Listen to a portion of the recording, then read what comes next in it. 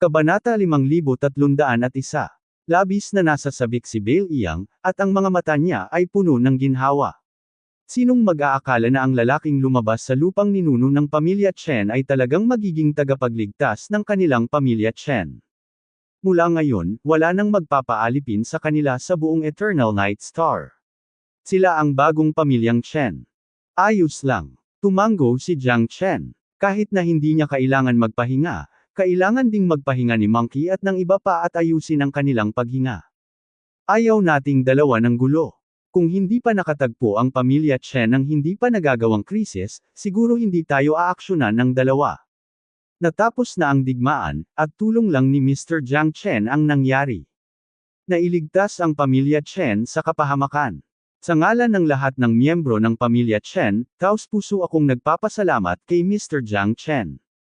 Tiyak na pakikitunguhan ng pamilyang Chen ang isa't isa ng may paggalang, at oras na para umalis kaming dalawa. Kung mayroon man misyon sa hinaharap, ako, si Chen Juk, ay hinding-hindi magsasabi ng anuman. Ang pamilyang Chen ay palaging nandyan. Ako ang iyong matalik na kaibigan. Magkita-kita tayo mamaya, Mr. Jiang Chen. Nagkatinginan sina Chen Juk at Chen Liuding. Tumango, tahimik, nagpaalam kay Jiang Chen at sa pamilyang Chen, at muling gumala, nawala sa alabok at usok. Ang dalawang ninuno ng pamilya Chen ay mga taong mabait din. Bahagyang tumango si Jiang Chen at sinundan ang pamilya Chen sa kanilang tahanan. Okay ka lang ba, unggoy? Hinawakan ni Jiang Chen ang kamay ni Long Shisan ng mahigpit, at umiling si Long Shisan. Bagamat mapatla ang kanyang mukha at malubha ang kanyang mga sugat, may ngiti pa rin siya sa kanyang mukha. Mayroon akong 9 na buhay, hindi ako maaaring mamatay. Hindi sumasang-ayon si Long Shisan. Alam kong sasabihin mo iyan, Sampen, mag-ingat ka sa susunod. Puno ng masalimuot na ekspresyon ang mukha ni Jiang Chen. Sa ilang sandali, halos naisip niya na si Long Shisan ay pinatay ni Chu Xiong. Kung may pagkakataon na makilala muli si Chu Xiong, tiyak na papatayin siya ni Jiang Chen gamit ang sarili niyang mga kamay. May pag-asa din si Sister Ching Ching. Kuya Jiang Chen, huwag ka nang malungkot. Umupo si Chen Lu sa balikat ni Jiang Chen. Tahimik na tumango si Jiang Chen. Na-infatuated si Chen Lu sa kanya. Masaya siya kapag nagustuhan siya nito, at malungkot kapag nalungkot siya para sa kanya. Nakakalungkot, at ngayon ay ayaw niyang makitang malungkot si Chen Lu para sa kanya. Okay, magiging maayos ang lahat hanggat nandito ka. Bahagyang ngumiti si Jiang Chen. Bagamat medyo malayo ang ngiti na ito, kahit papaano ay maaaliw nito si Chen Lu. Pagkatapos bumalik sa pamilya Chen, nagsimulang magtrabaho ng husto si Jiang Chen upang patatagin ang kanyang paglilinang. Napakalubha din ng kanyang mga pinsala. Ang labanan kay Chu Xiong ay halos wala siyang laman, at ang kanyang katawan ay puno na ng mga butas. Personal na pinino ni Chen Changqing ang mga elixir para kay Jiang Chen at ginamo siya, kasama sina Long Shisan, Chen Lu, Yuan Ling, Mu Yibay at iba pa. Sa pagkakataong ito ay lalong ipinagmamalaki ni Chen Changqing. Ang kanyang Panginoon, si Jiang Chen, ang pinakamalaking kontribusyon sa pamilya Chen. Kung hindi dahil sa kanya, nawasak na sana ang pamilyang Chen. Laging tatandaan ni Chen Changqing ang kabaitang ito sa kanyang puso bilang kanyang Panginoon. Ito ay napakahusay, napakaluwalhati. Sa hinaharap, lalo pang tataas ang kanyang katayuan sa pamilya. Ang pagkakaroon ng master na tulad ni Jiang Chen, napakalaking paggalang at karangalan.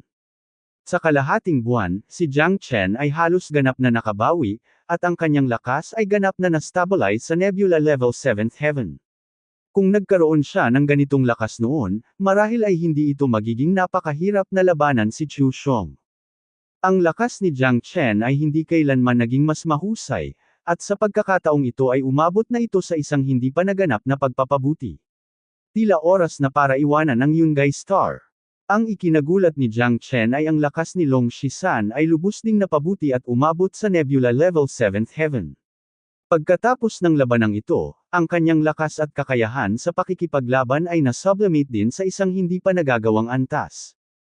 Bagamat si Chen Lu at ang iba pa ay hindi nag-improve gaya ni na Jiang Chen at Long Shisan, sila pa rin ang tunay na Nebula Level 6th level Masters. Sa araw na ito, si Jiang Chen ay nakatayo sa tuktok ng berdeng bundok, yumuko ang kanyang mga kamay at pinanood ang mga ulap na gumulong at nagre-relax. Matagal na siyang hindi huminto sa magandang tanawing ito. Oras na para umalis. Masyadong kinakabahan si Jiang Chen nitong mga araw na ito. Hindi niya alam kung makakahanap siya ng paraan para iligtas si Chen Qingqing sa Frank Star, ngunit ito lang ang paraan niya. Xiao Chenzie, plano mo bang pumunta muna sa Frank Star? Tahimik na lumitaw si Long Shisan sa tabi ni Jiang Chen. Panahon na para pumunta doon. Hindi dapat magkaroon ng malalaking problema si Fenger ngayon. May sarili siyang kapalaran. Ginamit ko ang dakilang Propecia para mahulaan ito kahapon. Mas mahirap ang kanyang kapalaran kaysa sa akin. Ngayong nakita ko siya, aking wish is also kalahati palang tapos na, lahat ay itinakda ng tadhana. Siya ay may sariling landas na tatahakin, at naniniwala ako na ang anak kong si Jiang Chen, ay tiyak na mas malakas kaysa sa akin. Nakangiting sabi ni Jiang Chen. Tuldok. Ang pag-aalala ay humahantong sa kaguluhan. Bagamat siya ay labis na kinakabahan tungkol kay Fenger, kung ito ay magpapatuloy, siya ay lalo lamang magiging pasibo.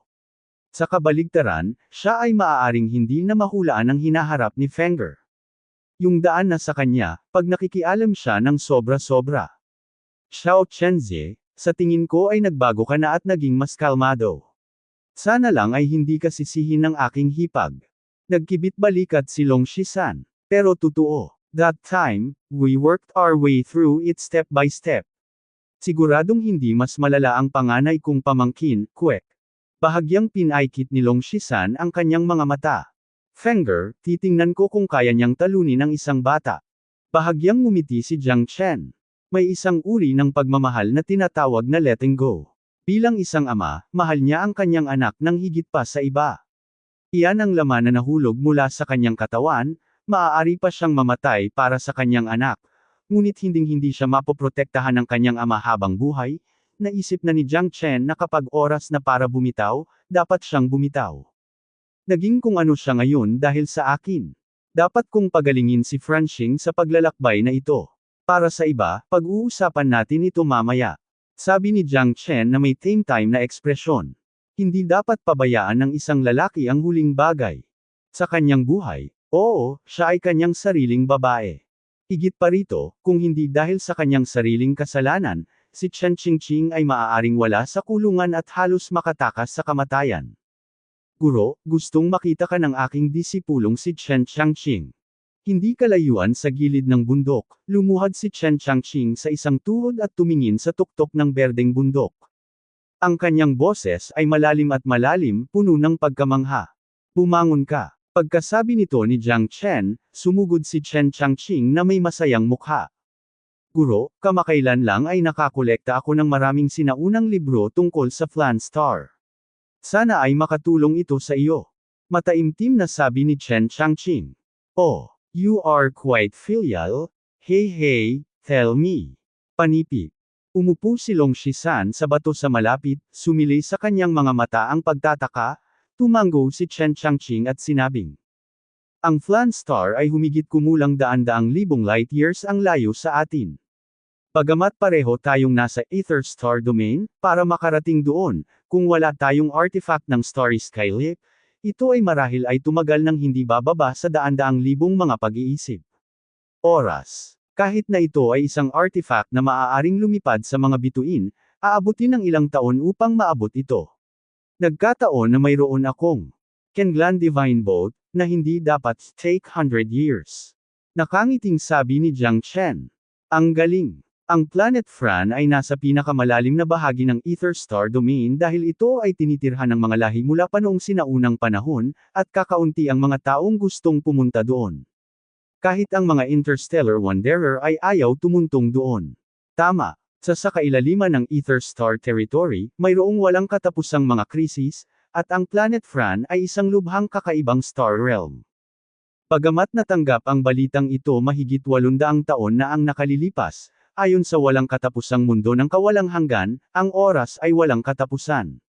Ang alamat ng 800 taon ang nakaraan ay hindi dapat masyadong mahaba. May isang sinaunang aklat na nagtala na malalim sa Farland Star, mayroong isang lumalamon na angkan ng demonyo. Ang lumalamon na demonyong clan na ito ay minsang sumire sa isang sinaunang angkan ng mga Diyos, at maging ang Ether ang mga pinuno ng Star Territory laging nagtago ng mga sekreto. Sa makatuwid, ang Frank Star ay hindi pamilyar sa maraming tao. Ito ay isang madilim na paraiso at ang mga tagalabas ay hindi malugod na tinatanggap. Tuldok. Ang pinakasikat ay ang Devo-uring Demon Clan na binanggit niya ngayon. Kahit ang mga sinaunang Diyos ay nawasak nito. Ang panganib ay may isip. At ang ninuno ni Fran ay ninuno ni Fran Star, na nagsilang kay Fran Star, hindi ganoon kadaling makuha ang ninuno ni Fran. Kamangha-mangha ang sinabi mo. Mukhang kailangan nating maging mas maingat. Nakangiting sabi ni Long Shisan, pinaikit ang kanyang mga mata, ngunit ang kanyang puso ay medyo tumatambol. Ang Chen Changqing na ito ay hindi kailanman magiging alarma. Hinahanap niya ito, impormasyon, para lang matulungan si Xiao Chenze. Makikitang malaking hamon talaga sa kanila si Frank Star, ngunit sino si Long Shisan? Hindi siya natatakot sa anumang bagay, isang flange star lang, iyon na. Mas delikado ang lugar, mas maraming pagkakataon. Ngayon ay inaabangan ko ang paglalakbay sa Flan Star. Ninuno ng Flan, determinado ako. Mahina hong sabi ni Jiang Chen, ngunit ang kanyang determinasyon ay hayaan si Chen Changqing na. Napakahumanga. Guro, kailangan kong magpaalam pagkatapos ng mahabang paglalakbay. Ito lang ang magagawa ko. Ito ang mga healing pills na pinino ko, at ang Guiyuan pill. Bagamat hindi sila kasing galing ni Master, ito ay akin. Taos puso kong puso. Mangyaring tanggapin ito, guro. Si Chen Changqing ay puno ng pagkamangha at paghanga kay Jiang Chen. Si Jiang Chen ay mabait sa kanya, at ito ay talagang nagbukas ng kanyang mga mata, alam na ang mundo ay malayo sa kung ano ang kanyang naiisip. Napakaliit.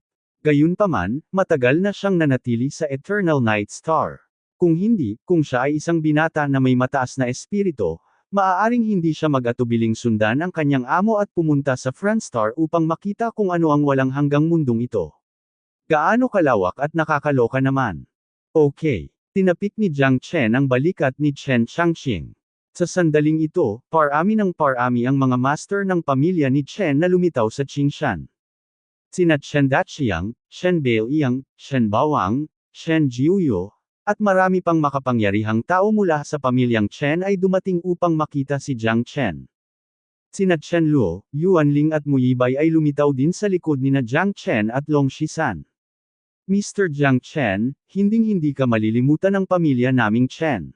Kahit na bumalik ka, ang Evernight Star namin ang magiging tahanan mo. Tumingin si Chen Dachiang kay Jiang Chen nang may kaluwagan. Okay, Master Chen, you're welcome. Sabi ni Jiang Chen. Jiang Chen, ang Eternal Night Star na ito ay hindi ka kayang bitag. Ikaw ay nakatadhana na maging gintong dragon sa itaas ng siyam na langit. Ngunit hinding-hindi makakalimutan ng ating pamilyang Chen na minsan ay may isang taong muntik nang mamatay para sa atin. Mag-ingat ka. Ang paglalakbay na ito has been years later, hindi ko alam kung kailan ulit tayo magkikita. Puno ng emosyon ang boses ni Chen Bailiang, at iba rin ang nararamdaman niya para kay Jiang Chen, na parehong guro at kaibigan. Pamilya Chen, babalik talaga ako. Ngumiti si Jiang Chen at nagpaalam kay Chen Bailiang. Sa pagkakataong ito, isinakripisyo niya ang Kenlan Divine Boat. Napuno ng emosyon ang lahat at tumingin sa painting ng Kenlan Divine Boat, na wala sa tuktok ng langit, hindi mate at tago ang ganoong uri ng pag-ibig. Si Jiang Chen ang nagmaneho ng Kenlan Divine Boat patungo sa walang katapusang mabituing kalangitan ng walang hanggang mundo. Pagkatapos humiwalay sa pag-iilaw ng mga makinang na bituin, si Jiang Chen ay nagmaneho papunta sa kailaliman ng etheric star field. Ang mabituing kalangitan ay kasing liwanag ng Milky Way. Sa oras na ito, ang hindi inaasahan ni Jiang Chen ay nang pumasok sila sa kailaliman ng etheric star field, hindi mabilang na mga barkong pandigma ang lumitaw. Bawat isa ay 10,000 talampakan ang laki, at may 12-dosenang mga ito. Napakaraming barko, at ang nakakatakot na momentum ay dumudurog sa kanila. Ito ay ang Galaxy Fleet. May malaking nangyari ba sa Aether Star Territory? Naging seryoso ang ekspresyon ng Black King. Galaxy Battleship. Anong marilag na poster? Solemn na at sobrang seryoso ang ekspresyon ni Long Shisan. Hindi pa siya gaanong nabigla noon. Ang 33 galaxy battleship na ito ay napakalaki, mahigit libu-libong talampakan ang haba, na sumasaklaw sa lalim ng mabituing kalangitan. Ang fleet na nabuo ng napakaraming mga barkong pandigma ng Starship ay medyo nakakatakot, napakalaki sa mabituing kalangitan at ginagawa itong nakaka-suffocating. Si Jiang Chen ay mayroon ding mataimtim na tingin sa kanyang mukha at hindi naglakas loob na tingnan siya. Hindi pa siya nakakita ng ganoong kalaking labanan, at ang makapangyarihang lalaki na ito sa Galaxy Battleship ay tiyak na ang tanging nakita niya sa kanyang buhay. Nakakagulat ang Galaxy Battleship na ito. Minsan ko lang ito narinig. Ang ganitong kalaking battleship ay nangangailangan ng maraming enerhiya para suportahan ito sa buong kalawakan. At walang Star-Lord level expert sa Taiman. Imposible. Imposibleng makumplito ang paglalakbay. Gulat na sabi ni Chen Lo. Natigilan ang hininga ni Jiang Chen. Hindi pangkaraniwan para sa isang Star-Lord level expert ang namumuno. Sa ganitong paraan, ang isang galaxy fleet na binubuo ng 33 galaxy battleship ay mangangailangan ng hindi bababa sa 33 Star-Lord level na mga eksperto para mabuo ito pa rin ang pinaka-basic. Galaxy Battleship, nakita ko na ang bagay na ito sa mga sinaunang libro. Hindi ko pa talaga nakita ito. Upang magkaroon ng ganoon kalaking Galaxy Battleship, ito ay dapat na isang hindi maisip na sobrang puwersa. Sabi ni Yuan Ling na may malalim na pag-unawa. Sila ay sa sandaling ito. Lahat ay nagulat at nasa sabik. Ang napakalaking labanan ay talagang hindi maisip. Black King, alam mo ba kung saan nanggaling ang mga lalaking ito? Hindi naiwasang magtanong ni Jiang Chen. Sabay silang patungo sa direksyon niya at sa parehong bilis, kaya halos magka-level sila, dumiretso sa ang lalim ng etheric star field. Kumunot ang noo ng Black King at nag-isip sandali, nga pala, ang simbolo sa mga galactic battleship na iyon ay ang five-pronged blood moon, na parang battleship ng sinaunang zombie clan. Nagliwanag ang mga mata ng itim na hari, at napatingin din ang lahat sa kanya. Nagmamadali ang itim na hari, patuloy. Ang ancient zombies ay isa rin sa mga sinaunang Diyos. Nabalitaan ko na ang mga ninuno ng ancient zombies ay kasing lakas ng war giants. Gayunpaman, ang mga ancient zombies ay mas marunong magtago kaysa sa war giants, kaya maaari silang magpatuloy, hanggang ngayon at unti-unting lumalago. Tungkol naman sa war giant clan, matagal na itong bumagsak. Maging si Chu Xiong ay isa lamang bloodline ng war giant clan. Kung ikukumpara sa sinaunang zombie clan, ito ay walang kapantay. Ang salita ng Black King labis na nabigla si Jiang Chen. Kailangang maghanda ng maaga, pagkatapos umalis sa Evernight Star, higit sa isa sa mga makapangyarihang larangan ng bituin sa Ether Star Territory ay maaaring mapalibutan ng mga krisis. At higit sa lahat, ang naturang Galaxy Fleet ay maaaring umiral sa kabila ng Etheric Star Field. Maging ang mga master sa Ether Star Realm ay maaaring hindi makaharap sa napakaraming galactic fleets. Napuno ng emosyon si Long Shisan. Damn it, with this majesty and domineering power, it seems that he's still too weak. Sa hinaharap, ako ay magiging mas kahanga-hanga at magmaneho ng daan-daang mga barkong pandigma ng kalawakan, na rumarampo sa kailaliman ng kalawakan, hahaha. Medyo nasa sabik si Long Shisan. Masyadong mahusay ang pagsupil at pagkabigla ng 33 barkong pandigma na ito. Matindi. Tahimik ding nagdalamhati si Jiang Chen na sa harap ng ganap na lakas, ang kanilang maliit na bangka ay tila malungkot at mahina. Saka hindi mo alam kung ilang taon kang maghihintay, hahaha.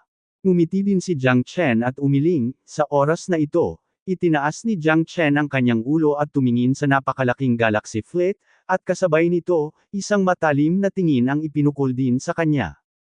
Kahit na ang distansya sa pagitan ng dalawa ay malamang na 12-dosenang milya, naramdaman ni Jiang Chen na ang titig na iyon ay tila nangingibabaw sa mundo, na may walang katapusang kamahalan at kapangyarihang nangingibabaw, kaya hindi siya nang ahas na tumingin dito. Nakakatakot, Master. Nagulat si Jiang Chen sa kanyang puso.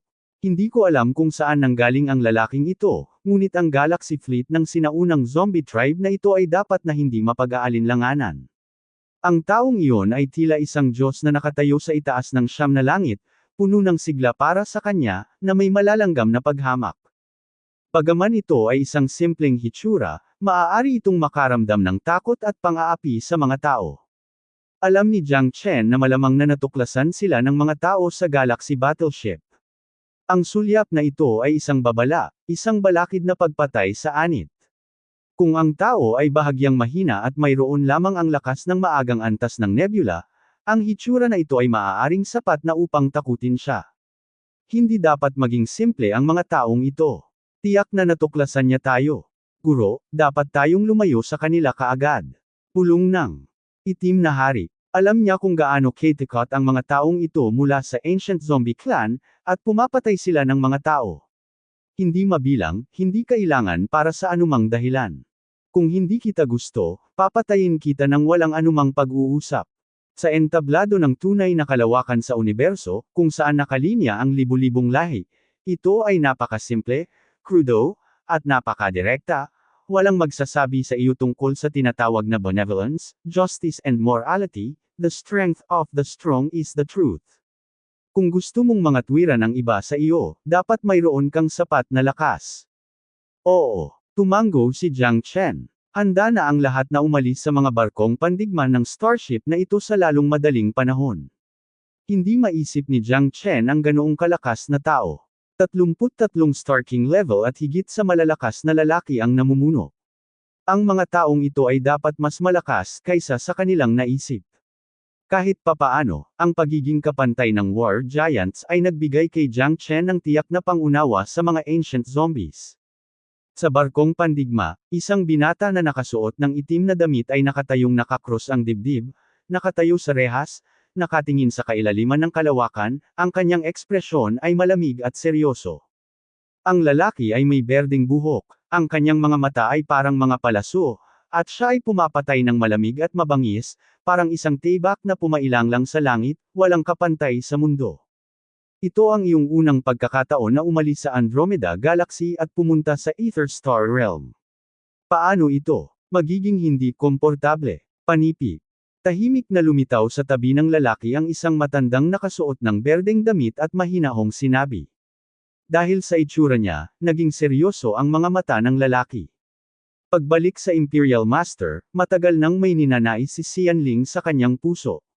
Sa karanasang ito, tinalikuran na niya ang lahat ng mayroon siya sa nakaraan. Dapat magsimula ang lahat sa simula. Magalang na sabi ni Qi Xianling. Ang taong nasa harap niya ay isang tunay na Star Lord. Ang malakas na tao ay siya ring Commander-in-Chief ng extraterritorial operation na ito, ang kanyang kagalang-galang na master na si Chigu Xingjun. Noon, si Emperor Baiyao at Emperor Ying Kun ay parehong nahulog dito at kalaunan ay nasangkot sa black hole. Bilang pagbibilang ng mga taon, sa loob ng 3 taon, ang black hole sa starfield na ito ay malapit ng bumagsak.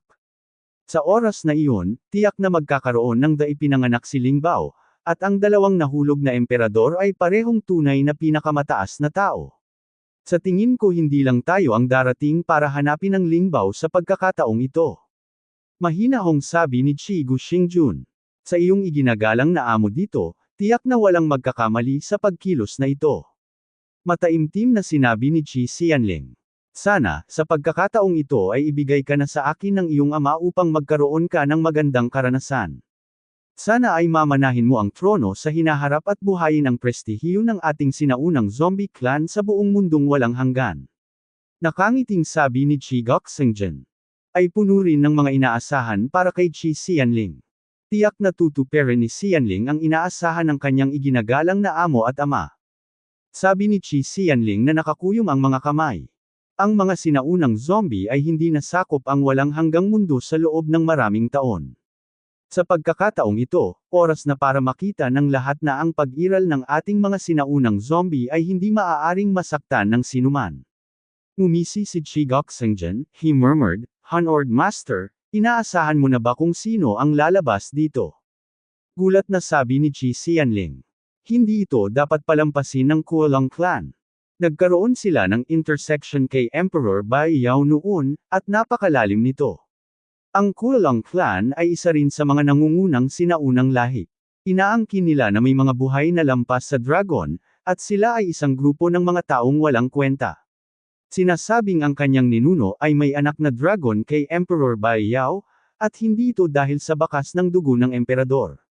Walang pakialam na sabi ni Chigu Shingjun, ngunit halata na. Siya mababa ang tingin sa mga tao ng angkan ng Kuolong. Mayroon ding mga tao mula sa Yu-Clan at Supreme Alliance. Ang dalawang grupong ito ay napakahirap harapin. Sa pagkakataong ito ay gumuho ang Black Hole, ito ay nakatakdang makaakit ng maraming mga master. Kailangan pa nating bumisita sa Territory Master ng Ether Star Territory, kung tutuusin, ito ay nasa teritoryo ng iba, ngunit kailangan mo lang pangalagaan ang iyong sarili. Higit pa riyan ang iyong karanasan. Ito pa lang ang simula ng iyong kapalaran. Kung hindi mo naabot ang rurok ng Xingjun, hindi ka kwalipikadong magmana ng sinaunang ang pinuno ng angkan ng zombie. Seryosong tumingin si Chigu Xingjun kay Chi Xianling. Nagulat si Chi Xianling at sobrang seryoso. Alam ng diwata ang kanyang ginagawa at gagawin niya ang lahat para salakayin ang pagkakaisa. Okay. Tumango si Chigu Xingjun at tumalikod. What the hell? Another wave of starships. Tumingin si Long Shisan sa kailaliman ng mabituing kalangitan. Mahigit 20 mga barkong pandigma ng starship ang dumudurog sa kanilang mga ulo, na naging dahilan upang muling maging seryoso si Jiang Chen at ang iba pa. Ngayon, halos sigurado na ako na may malaking mangyayari sa Ether Star Territory. Mataimtim na sabi ni Jiang Chen. Kalahating taon pa lang silang naglalakbay nang matuklasan nila ang pangalawang alon ng malakihang Galaxy Fleet. Ito ay talagang hindi pangkaraniwan, at ang target na direksyon ay ang kailaliman ng Etheric Starfield, na nakakagulat. Ang mga taong ito ay dapat na handa na dumating. Kung ito ay ang mga sinaunang zombies lamang ngayon, pagkatapos ay maaaring may iba pang mga dahilan. Ngunit ngayon na may isa pang malakihang Galaxy Fleet, ang mga bagay ay hindi nagkataon lamang. Itim na hari ito ay naramdaman din na kakaiba. Tuldok. Mukhang ito ang angkan ng Kuolong.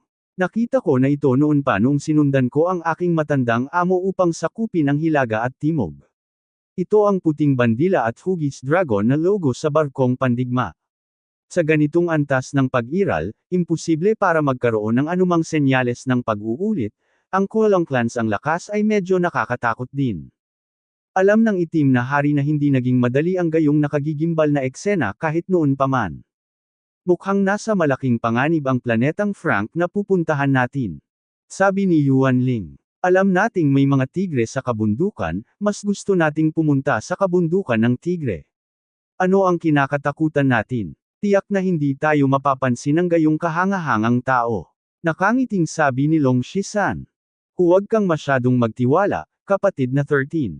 Kung ikukumpara sa iba, ang ating lakas ay sadyang walang kapantay.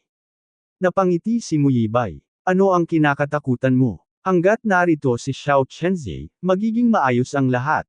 Lubos na nagtiwala si Long Shisan kay Jiang Chen. No, please don't. Don't freak me, you dumb monkey. I don't want to die. Sa dinami-dami ng galaxy battleships, kahit sino sa kanila ay sapat na para durugan tayo. Mamamatay tayo ng walang tagumpay. Dun, huwag kang masyadong mayabang, walang kwenta. Kibat balikat na sabi ni Jiang Chenhi. Nagtawanan ang lahat. Kapatid na Jiang Chen, natatakot ako na talagang maging masama para sa atin kapag pupunta tayo doon. Lahat ng biro, kailangan pa nating maghanda ng maaga. Inalis ni Chen Lu ang kanyang ngiti. At tumingin sa Galactic Fleet na lumipad palayo. Minsan naramdaman ni Alexander. Oo, naiintindihan ko, pero dahil dito, kung saan may panganib, may mga pagkakataon. Mag-iisang hakbang tayo. Kung ang mga barkong pandigma ng starship na ito ay pupunta talaga sa lugar ng Pransya, kaya lang natin lumihis ka. Ngunit ang mga Galaxy Fleet na ito ay malamang na dumaan lamang at hindi magtatagal. Halina't isa-isang hakbang, sabi ni Jiang Chen, sa totoong buhay at kamatayan na sitwasyon, tiyak na hindi siya makipag-head-to-head sa mga Galaxy Fleets na ito. Hindi yun ang kaso. Si Chun Chun ba ay naghahanap ng kamatayan? Nasa kanya pa rin ang self-awareness na ito, ngunit kung makakahanap siya ng pagkakataon sa krisis, hindi ito isang masamang ideya. Kung tutuusin, sa napakaraming galactic fleets na sumusugod sa Etheric Starfield, tiyak na may malaking mangyayari. Si Jiang Chen at iba pa ay nagmaneho ng Kenglan Divine Boat diretso sa direksyon ng Star Fran. Sa kalahating taon, maaabot nila ang kailaliman ng Aether Star Territory. Sa oras na ito, hindi nang ahas si Jiang Chen na magpabeya. Sa panahong ito, sunod-sunod na lumitaw ang ilang grupo ng mga armada, at walang duda na lahat sila ay patungo sa direksyon ni Star Fran. Si Jiang Chen at ang iba ay tumigil sa pag-uusap, dahil ang bagay na ito ay tiyak na, at ang mga panganib na makakaharap nila sa kanilang paglalakbay sa Planet Fran ay maaaring maging lubhang nakakatakot.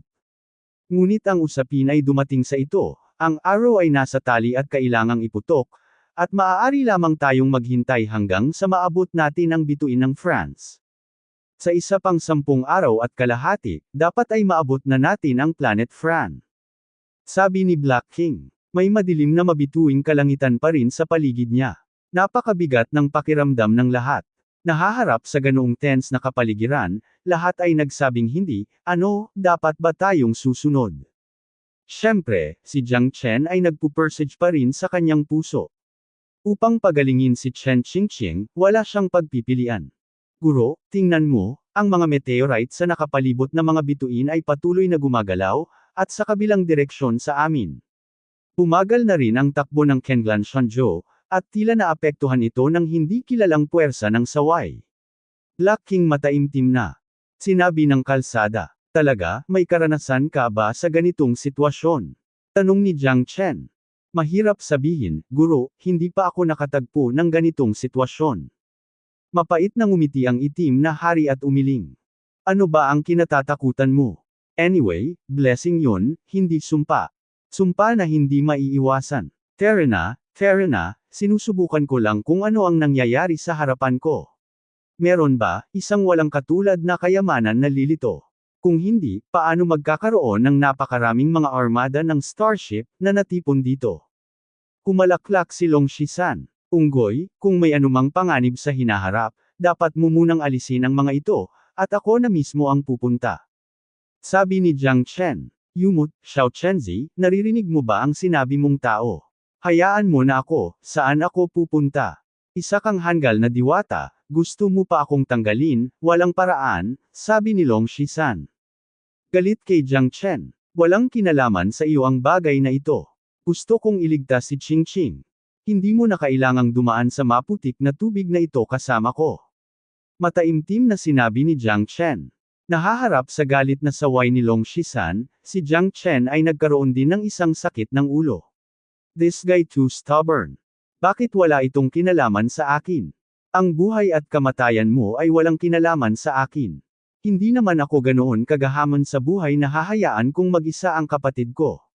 Tigilan mo na ang pakikipag-usap sa akin tungkol sa mga walang kwentang bagay na ito. Ngumisi si Long Shisan. Tuldok. Ikaw, bakit hindi ka makinig sa isang salita ng payo? Napabuntong hininga si Jiang Chen. Gusto kong payuhan ka, kung gusto nating mabuhay ng magkasama at mamatay ng magkasama, halika at patayin mo ako kung may kakayahan ka. Nangangatwiran si Long Shisan na may katwiran. Patayin ang kapatid mo. Umiling si Jiang Chen, wala talaga siyang magawa kay Long Shisan. Master, tingnan mo, nasa labas lang kami ng Fran Planet. Yung mga fleet na yun parang hindi pupunta sa Fran Planet, pero mas palalim pa ang pasok sa Fran Planet. Biglang sabi ni Black King na nagtataka. Ang mga fleet na yun ay talagang hindi patungo sa Frank Star. Mukhang lahat sila ay may iba pang layunin. Panipi. Sabi ni Long Shisan sa malalim na boses.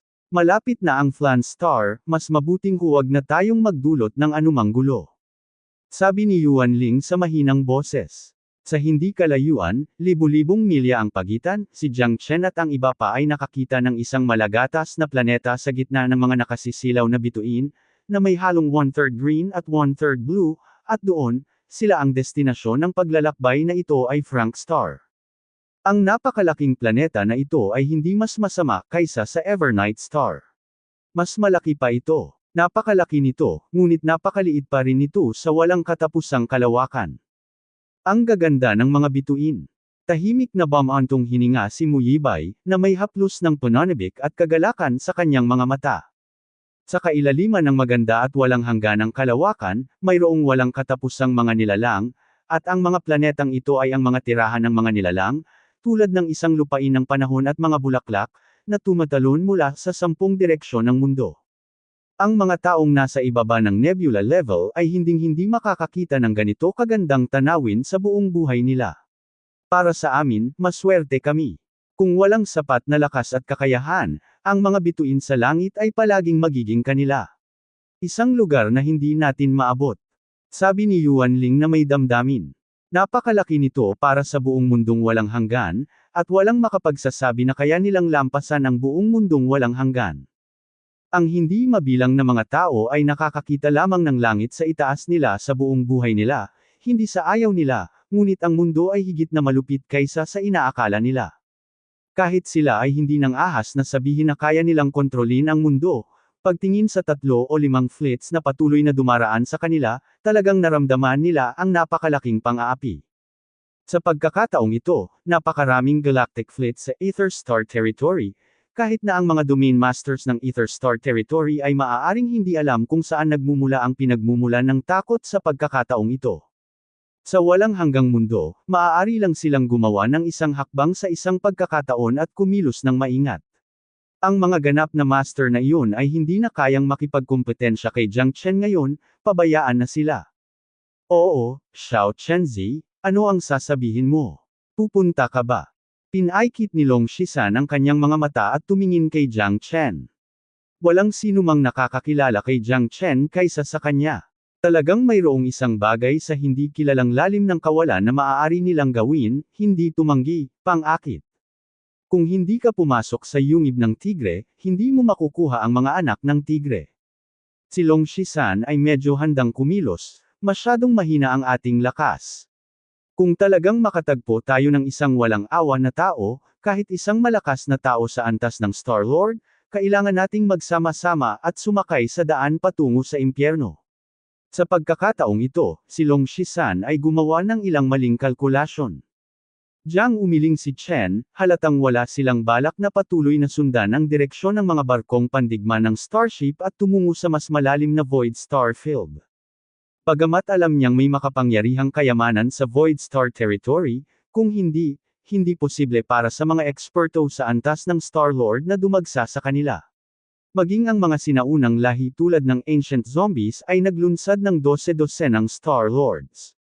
Super strong men ay ipinadala. Masasabi mo sa iyong mga daliri na dapat mayroong magagandang bagay, ngunit tiyak na hindi sila makakalapit sa magagandang bagay na ito. Sa sandaling mabaigo sila, tiyak na malilipol ang buong hukbo. Hindi pa banggitin ang mga ancient zombies, bukod sa kanila, may hindi bababa sa 10 galaxy battleship na lalampas sa kanila. Kahit sinong makaharap nila ay magkakaroon ng Star-Lord level powerhouse, kaya hindi ba ibig sabihin ito pagkawalan ng kanilang buhay? Ayaw ni Jiang Chen na matakot sila sa kanya, at ayaw niyang mamatay sila dahil sa kanyang pag-usisa. Sige, talagang nagiging maingat ka na. Masyado kang matigas ang ulo, at hindi ka nakatulad mo. Napakunot ng noo si Long Shisan. Ipinikit ni Jiang Chen ang kanyang mga mata upang magpahinga at pumasok sa isang estado ng paglilinang. Galit na lumingon si Long Shisan, na may hitsura ng kawalan ng kakayahan sa kanyang mukha. Ang lahat ay pumasok din sa kawalan ng ulirat at nanatiling tahimik.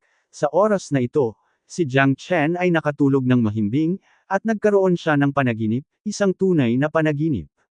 Nakita niya si Yan Chenyo na patuloy na kumakaway sa kanya sa walang katapusang black hole. Kuya Chen, para mahanap si Fenger, kailangan mong hanapin si Fenger. Kuya Chen, hindi mahalaga kung mamatay ako, kung hindi ko mahanap si Fenger, hinding-hindi ako mapapatawad, ang aking sarili sa buhay na ito. Kuya Chen, Palm, tandaan, ang ating mga anak ay dapat mamuhay ng maayos. Biglang nagbago ang ekspresyon ni Jiang Chen, ngunit sa kanyang panaginip ay hindi niya mahawakan ang kamay ni Xiaoyu kahit anong mangyari. Sinubukan niya ang kanyang sarili, pinakamahusay, ngunit ang resulta ay pareho pa rin. Hindi. Namilog ang mga mata ni Jiang Chen, at umungal, sa wakas ay nagising mula sa bangungot. Nang magising siya, pawis na siya, at ang buong katawan niya ay parang nawalan ng hangin. Ang panaginip na ito, ay masyadong totoo. Pulong ni Jiang Chen, ngunit nang iangat ni Jiang Chen ang kanyang ulo, nakita niyang bahagyang namumula ang mga mata ni Long Shisan. Kuya. Sabi ni Long Shisan sa mahinang boses. Anong nangyayari? Tumingin si Jiang Chen kay Long Shisan. Bihira niyang makita si Long Shisan na seryosong nakatingin sa kanya. Kapag may nangyaring mali, dapat may halimaw. Kuya, ako, napanaginipan ko si Ling Ji. Siya, nandyan siya. Hindi ko siya maabutin kahit anong pilit ko. Pakiramdam ko hindi iyon panaginip, ito ay masyadong totoo. Mahabang paghinga ni Shisan, mabilis, ang kanyang mga mata ay marangal. Sister Lingji, ito ang Lan Lingji na binanggit mo. Puno ng pagtataka ang mukha ni Muyibay. Ayaw mo talagang pumunta doon. Sinasadya mo lang yan. Ngumiti si Yuan Ling. Utut. Nanlaki ang mga mata ni Long Shisan, at nagulat si Yuan Ling. Nakaramdam siya ng labis na hinanakit at tinikom ang kanyang bibig, hindi nang ahas na magsalita pa. Hindi tatawanan ng mga unggoy si Ling Ji. Mataimtim na sinabi ni Jiang Chen. Kasi, nagkaroon din ako ng kaparehong panaginip. Nanaginip ako tungkol kay Xiao Yu. Nasangkot siya sa walang katapusang black hole. Hiniling niya sa akin na hanapin ko si Fenger at hayaan si Fenger na mamuhay ng masaya. Mga bagay, kahit na ano, it's such a coincidence. Nagkatinginan sina Jiang Chen at Long Shisan. Maaaring sila. Huminga ng hangin si Long Shisan, ngunit hindi niya ito pinangarap na ipagpatuloy ang pag-iisip tungkol dito. Nakatingin lang siya sa mga matengkad na bituin na mas malalim sa malayo. Napaka-posible na nakapasok din sila sa walang hanggang mundo. At, marahil, may hindi mapaghihiwalay na relasyon dito. Napuno ng emosyon si Jiang Chen. Ang panaginip na ito ay tiyak na hindi nagkataon. Siya at si Long Shisan ay halos pareho ang panaginip. Kahit na magkatrabaho ang magkapatid, imposibleng magkaroon sila ng ganoong panaginip. Ito ay parang isang paggising, tawag. Napanaginipan mo rin ba si Sister Xiaoyu? Kuya Jiang Chen, makikinig ako sa iyo. Kung nasa panganib si Sister Xiaoyu, hinding-hindi tayo uupo at maghihintay sa kamatayan. Matigas na sabi ni Chen Lu. Tuldok. I'm sorry, Kuya 13, I was wrong. Sinusuportahan din kita. Yuan Ling hugged Long 13's arm and whispered. Terena, mukhang kailangan nating pumunta at tingnan kung anong uri ng pag-iral ang nasa kaibuturan ng kawalan. Tahimik na tumingin si Jiang Chen kay Long Shisan. Xiaoyu, nandito ka man o wala, hinding-hindi ko pababayaan ang pagkakataong ito. Kung wala ka dito at maayos ang lahat, magaan ang loob ko. Kung nandyan ka talaga, hindi kita bibitawan kahit ipagsapalaran ko ang buhay ko, nasaktan. Black King, sundan sila, lumalim at maglakad-lakad. Matapos matanggap ang mga tagubili ni Jiang Chen, naging masigla rin ang Black King. Imposibleng bitawan ang anumang pagkakataon sa oras na ito. Sa tingin ko, noong sinundan ko ang matandang Panginoon, nasa lawa pa rin ako ng dragon at yungib ng tigre. Saan ako hindi napunta? Kahit na ang lakas ng bagong master ay malayo sa pag-abot sa rurok ng sansinukob at sa walang hanggang mundo, ang kanyang pagnanasa ay maaaring yumanig sa kalangitan at ganap na hindi mapapantayan ng sinuman. Si Jiang Chen at iba pa ang nagmaneho ng Kenglan Divine Boat, tumawid sa Frank Star, at dumiretso sa kailaliman ng kalawakan. Paunti-unti ang mga planeta sa paligid, at maging ang mga nagniningning na bituin ay nagiging bihira at bihira. Karaniwan, ang ilang kumikinang na bituin at mga fragment ng bituin, gayon din ang ilang fluorescent na bituin, ay magiging liwanag at anino sa mabituing kalangitan. Gayunpaman, ang kalaliman ng kawalan ay padilim at padilim ngayon, at ang mga nakapaligid na bituin at mga fragment ng meteorite ay lubhang hindi matatag. May puting liwanag sa harap mo. Napakaliwanag. Sabi ni Long Shisan na nanlaki ang mga mata. Sabik na sabik din siya ngayon. Gusto niyang makita kung may sariling asul na ilaw sa kailaliman ng tubig, universo at ang kalawakan. Ling Ji. Guro, maraming galactic na barkong pandigma ang nakaparada sa harapan. Ito ay isang galactic vortex, naglalabas ng nakakatakot na puting liwanag. Pulong ng itim na hari. Sige, tingnan natin. Tumango si Jiang Chen, at pagkalapit sa galaxy vortex, maraming galaxy battleship ang lumitaw. Galaxy vortex, ito ang unang pagkakataon na nakita ko ito.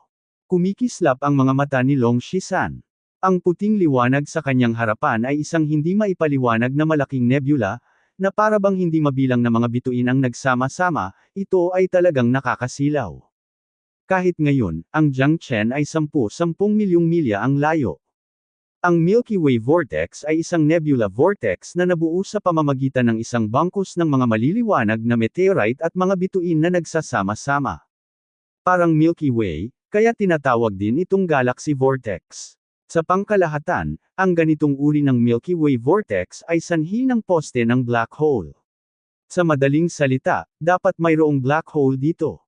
Sa sukdulan, kayang lunukan ng black hole ang lahat, ngunit sa ilalim ng reverse pull ng matinding black hole, ang lahat ng kumikinang na bituin at meteorite ay bubuo ng action point and gather together, and this is the current scene.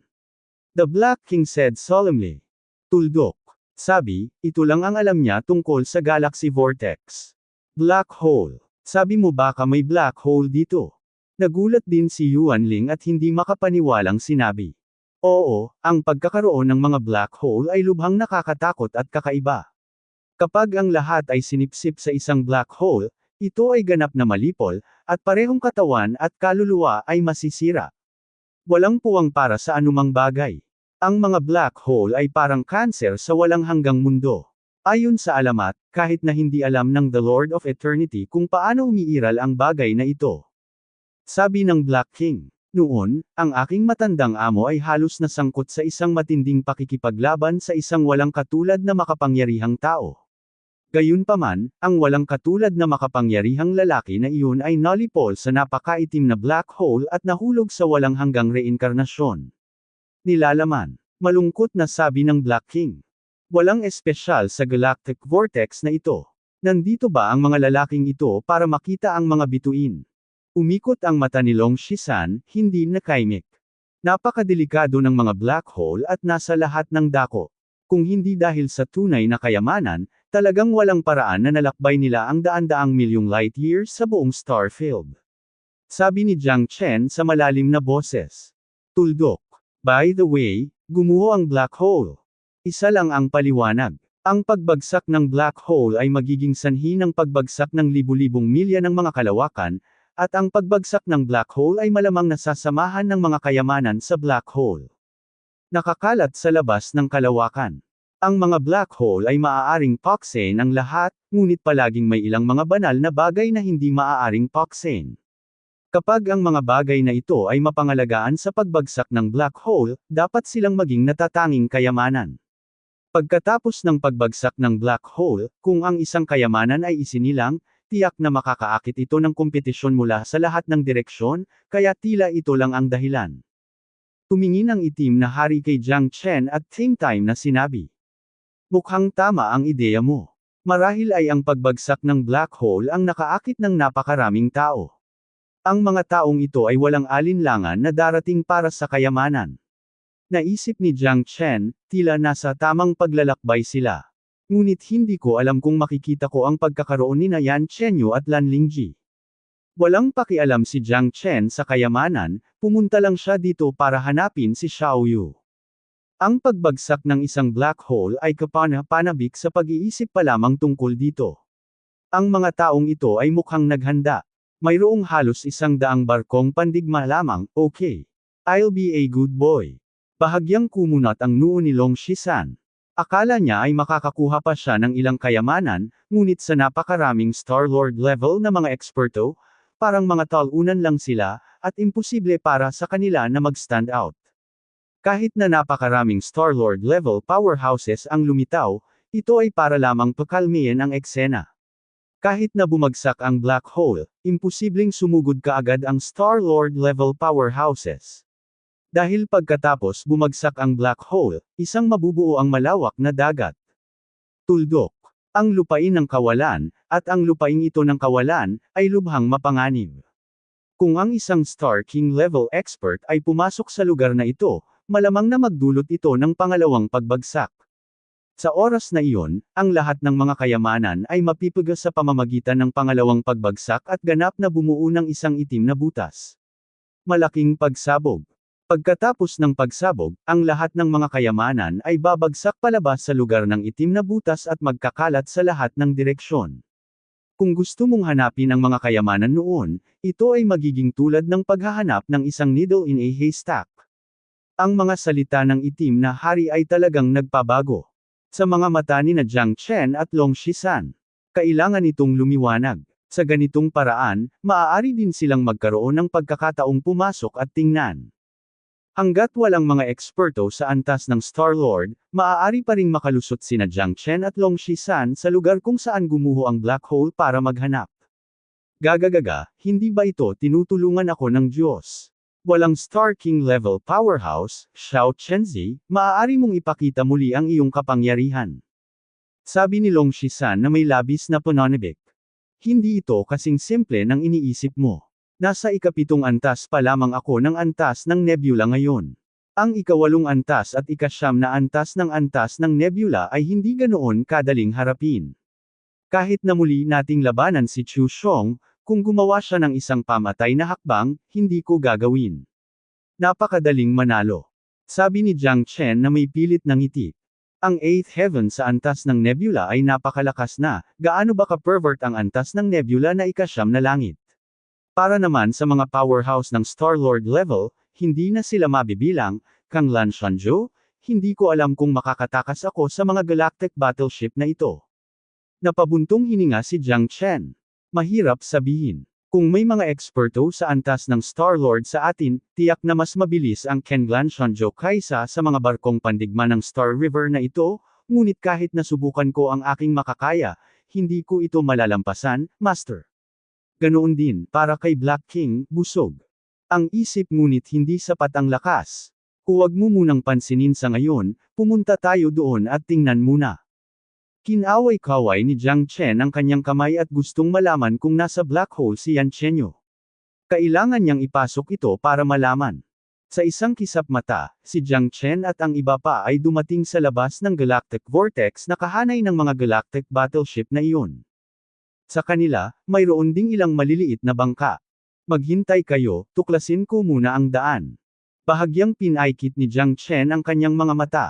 Maraming galactic arc sa harap nila, na medyo malaki rin, napakaganda ng tanawin ng daan-daang bangkang nakikipagkompetensya sa isa't isa. Dito, masasabing napakaraming mga master, kahit na ang mga nasa ilalim ng ikalimang antas ng nebula ay napakabihirang. Guardian of the Galaxy. Tumingin si Jiang Chen sa isang daang talampakan na arca na may mga karakter na Guardian of the Galaxy, na nakaukit dito. Kung sino man ang nasa harapan mo, umalis ka kaagad, o ikaw ay papatayin ng walang awa. Isang matalim na sigaw ang lumitaw sa tenga ni Jiang Chen. Maraming eksperto ang nakatayo sa gilid ng Guardian of the Galaxy, binabantayan ang paligid. Ang binata ay isang interstellar wanderer. Noong dumaan ako sa lugar na ito, nakita ko ang napakaraming masters na nagtipon dito, nakikipagkompetensya sa isa't isa. Napakaganda nito, kaya naparito ako upang panuulin at alamin. Nakangiting sabi ni Jiang Chen. Umalis ka na, hindi sinusuportahan ng ating mga Guardians of the Galaxy ang mga tamad. Nakangiting sabi ng isang matandang lalaki na may espada sa likod. Iyon ay, kahit sino ay maaaring kumuha ng bahagi ng pie. Talagang hindi mo alam kung paano mabuhay o mamatay. Ang mga masters dito ay maaaring gumuho ng marami sa iyo kung sila ay umutot. Tumawa ang lalaking walang sando sa tabi ng matanda at sinabing, ang lakas nilang dalawa ay nasa ikawalong antas ng nebula. Napakalamig at mahigpit, may nagliliyab na mga mata at puno ng pagnanasa.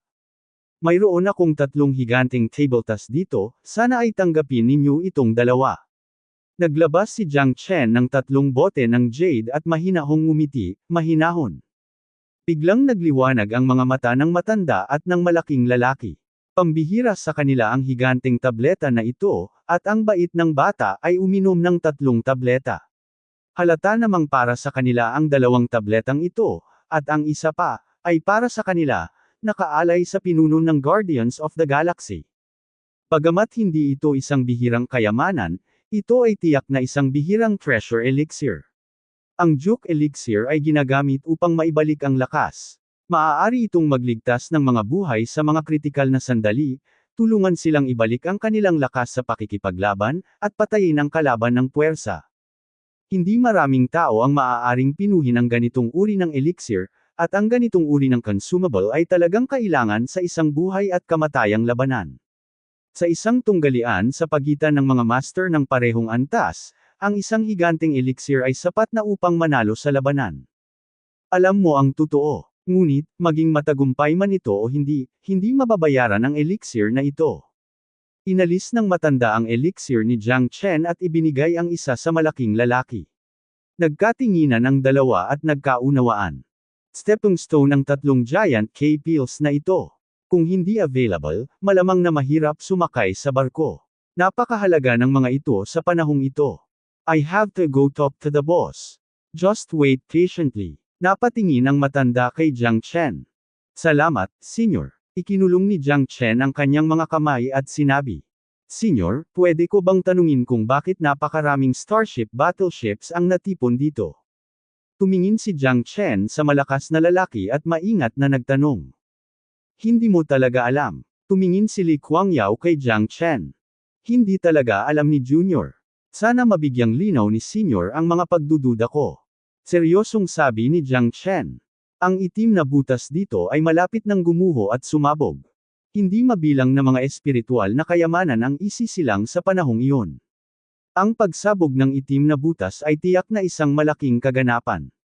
Kung maaari nating kunin ang mga tunay na espiritual na kayamanan pagkatapos ng pagsabog at pagbagsak ng black hole na ito, we can it's galapang.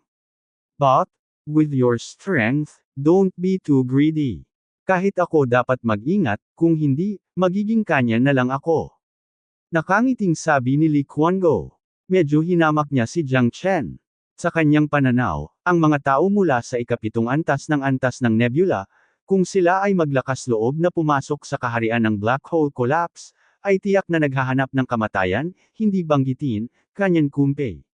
Kapag ang espiritual na kayamanan ay natagpuan, siya ay tiyak na pinatay at dinaya ng iba pang malalakas na tao. Tama si Senior. Pero gusto ko pa ring subukan. Kung tutuusin, once in a lifetime opportunity ang ganitong pagkakataon. Nakangiting. Sabi ni Jiang Chen. Mukhang tama nga ang hula ng Black King. Kung mas totoo ito, mas gusto niyang tingnan, gaano kadalang ang espiritual na kayamanan sa black hole na ito. Medyo mayabang kayo, pero mamamatay kayo. Huwag niyo akong sisihin sa hindi ko pagpapaalala sa inyo na pagkatapos gumuho at sumabog ang black hole, medyo nakakatakot din ang krisis. Ang kaguluhan ng black hole ay maihahalin tulad sa isang walang hanggang bagyo. Bagamat ang black hole ay gumuho, ngunit ang panganib ay napakahirap ding hulaan. Ang mga nakakaalam sa kasalukuyang mga pangyayari ay maaari lamang manood ng kaguluhan. Nag-aalangan din ako ngayon kung papasok ba ito, walang pakialam na sabi ni Li Yaoyao. Tuldok. Upang maging matagumpay sa buhay, dapat mong tangkilikin ito ng lubusan. Ang lakas ng mga nauna sa akin ay parang dragon o phoenix sa mga tao. Dapat siyang parang agila na pumailang lang sa langit. Papuri ni Jiang Chen. Tuldok. Magsalita ka naman, oy, pero hindi ganoon kadaling magsanay sa puntong ito. Kapag nabigo ka, magkukulang ka. Naglalakad-lakad ako, pero hindi ko pa nakikita ang mga bituin at karagatan. Akala ko kaya ng panaginip ko. Baguhin ang direksyon ng aking kapalaran. Gayunpaman, ang katotohanan ay hindi gaanong madamdamin. Ito ay madalas na isang makitid na pagtakas lamang, nalipol sa alabok, at nakalimutan magpakailanman. Tahimik na sinabi ni Li Yaoyao. Ngunit ang ligaw at hindi mapigil na pakiramdam sa kanyang katawan ay puno pa rin ng excitement. Having said that, kailangan pa rin magkaroon ng fighting spirit ang mga tao para mabuhay. Kung hindi, ano ang pagkakaiba nila sa inasnan na isda? Ngumiti si Jiang Chen. Ikaw bata, hindi ka talaga natatakot na papatayin kita sa isang suntok. Ngumisi si Li Yaoyao. Senyor, syempre, nasa iyo na ang lahat ng kailangan mo para harapin ako. Hindi naman ako makatiis, pero siguradong hindi ka aaksyonan. Kahit nasa Guardian of the Galaxy tayo, hindi tayo magkakamag-anak, ng parehong pamilya, tama ba? Nagkibit balikat si Jiang Chen. Tumingin sa paligid, may dalawang grupo ng mga tao na nakatingin sa kanila, puno ng kawalang interes at pagpatay. Nararamdaman ni Jiang Chen na tiyak na hindi iyon dahil sa kanyang hitsura, dahil ang kanyang lakas ay tanging ang Nebula Level 7th Heaven, na hindi sapat para magbanta. Sa mga taong iyon. Isa lang ang paliwanag, dahil si Li Yaoyao ay halatang tinutumbok ng mga taong katabi niya, at kitang-kita ang puot sa pagitan nila. Sure enough, you are the best among people. After all, you still have some moral principles. If you are willing to follow me, we can join together to keep warm. At least dito sa Galaxy Guardian, mapoprotektahan kita. Mister. Kami ni Liu, ngayon lang, nasa ikawalong antas na sila ng antas ng nebula. Bagamat hindi sila ang nangunguna, hindi sila malambot na persimmon na maaaring sirain ng iba. Sabi ni Liao Yao, tinatapik ang kanyang dibdib. Tuldok. Bahagyang ipinikit ni Jiang Chen ang kanyang mga mata at sinundan ka, sa takot na tretuhin mo siya na parang kanyan. Gayunpaman, ang kasalukuyang sitwasyon ay mas masahol pa kaysa sa iba, at maaari lamang piliin ni Jiang Chen na sundan siya. Sa ganitong paraan lamang siya matututo ng higit pa. Pagkatapos ng lahat, sila ay masyadong mahina para sa mga tunay na malakas, hindi pa banggitin ang Xingjun level powerhouse. Sapat na ang isang nebula level na ikawalong antas na tao para maramdaman ni Jiang Chen ang pressure. Hahaha, sabi ni boss, pwede kitang patuloyin, basta huwag kang manggulo. Bumalik din si Liu Fuzzy sa mga oras na ito at may ngiti sa labi. Salamat sa dalawang nakatatanda sa pagprotekta sa akin. Ngunit mayroon pa akong ilang mga kaibigan na malapit din. Sabi ni Jiang Chen, at sabay-sabay, uminom siya ng dalawa pang higanteng table tas. Si Master Liu at Liao Yao ay todo ngiti. Ang lalo lang talagang nagkakagulo si Boy.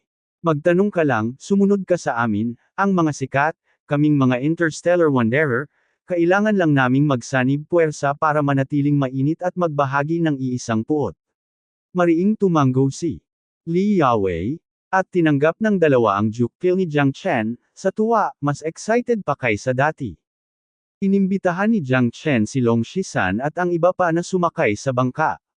Sa proteksyon ni Li Kuangyao at Liu Fuzzy, si Jiang Chen at iba pa ay nagkaroon ng lugar na matutuluyan, ngunit higit sa lahat, gustong makilala ni Jiang Chen ang isa't isa, gaano kalaki magkakaroon ng pagbabago ang black hole collapse na ito.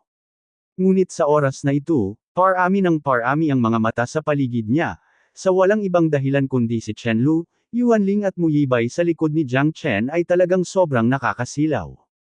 Si Chen Lu at ang iba ay talagang kakaibang mga dilag, at sa mundong ito, kagandahan at kapangyarihan ang palaging hinahabol ng mga lalaki. Parang si Jiang Chen ay may hawak na kayamanan sa kanyang kamay, ngunit walang sapat na lakas para protektahan ito. Sa oras na ito, maraming tao ang natural na darating upang ipaglaban ito. Para sa mga interstellar wanderer na iyon, ang mga kagandahan sa paligid ni Jiang Chen ang kinaiinggitan nila. Ang ilang mga tao ay hindi lang kailangan ng kagandahan, ngunit upang magtagumpay. Sumulyap si Long Shisan kay Jiang Chen, at naramdaman niya na ang mga mata ng ilang tao ay puno ng pagsalakay. Sa sandaling ito, nagkatinginan sina Li Kuangyao at Master Li, puno ng saya ang kanilang mga bibig. Kung gusto ni Jiang Chen na sumali sa kanila, hindi siya basta-basta umaasa sa kayamanan. Kahit na siya ay isang team, kailangan niyang magkaroon ng Certificate of Participation. Sa kanilang mga mata, hindi sinusuportahan ng Guardians of the Galaxy ang mga idler. Kung hindi malutas ni Jiang Chen at ng iba pa ang problemang ito, hindi na kailangang manatili. Sobrang ganda ng ate ko, nakakakilig talaga ang puso ng kapatid ko, hahaha. Isang binata na may puting buhok, may hawak na kapirasong damo sa bibig, nakasuot ng berdeng robe, mapaglaro ang mga mata at puno ng provocation. Nakatayo sa harap ni Chen Lu at ng iba pa, nakangiti niyang sabi, hindi man lang isinasaalang-alang sina Jiang Chen at Long Shisan. Sakay ng Guardians of the Galaxy, ang lakas ay hari. Sina Jiang Chen at Long Shisan ay parehong nebula level na ikapitong layer. Sa kanilang mga mata, sila ay mga dekorasyon lamang. Ikaw ay naghahanap ng kamatayan. Ang marahas na ugali ni Long Shisan ay biglang bumangon. Ang sarili niyang babae ay minura, kaya ano ang problema? Mabuti pang lumuhad ka at humingi ng tawad sa akin ngayon, kung hindi, dudurugin kita hanggang sa mamatay na parang surot. Malamig na sabi ng maputing buhok, sabay sulyap. Si Tianhao, napakawalan mo. Kakasakay ko pa lang sa bangka at ikaw na ang pinuntirya. Hindi ba't mayroon ka ng mahigit isang dosenang babaeng alipin? Sa pagkakataong ito, hindi masaya ang lalaki, kwek-kwek, biro ng isa. Tuldok. Hindi ba? Ang mga maliliit na basurang ito ay napakalabis. Huwag tumaob sa kanal. Panipi. Sa kabilang banda, ang maliit na lalaki na wala pang 1 metro ang taas ay nagniningning din at masyadong malabo. Sumulyap si Long Shisan sa mga taong nakapaligid sa kanya. Ang maliit na dwarf ay talagang nakakatakot, ngunit ang Exit Tianhao sa kanyang harapan ay hindi kailanman susuko. Kung maglakas loob kang bastyusan ang sarili mong babae, iisa lang ang resulta, lumaban ka. Hindi mo kailangang ipaalala sa akin na kung hindi ko dadalhin ang mga babaeng ito sa harem ngayon, ako, si Exit Tianhao, ay hinding-hindi susuko. Tumayo si Exit Tianhao na nakasandal sa rehas na may haplos ng paghamak sa kanyang mga mata. Tuldok. Sa mga lalaking ito, ang pinakamalakas ay si Jiang Chen at si Long Shisan ay nasa ika-7 langit lamang. Ang 3 babaeng iyon ay pawang nasa ika-6 na langit. Gusto niyang sirain sila sa kanyang palad. Hindi lalabas ang gereng sa bibig ng aso.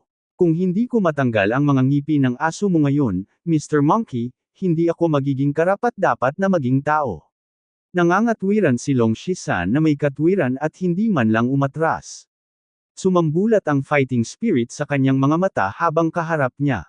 Si Exit Tianhao. Hoy! Exit Tianhao, mukhang may na-encounter kang malalang problema.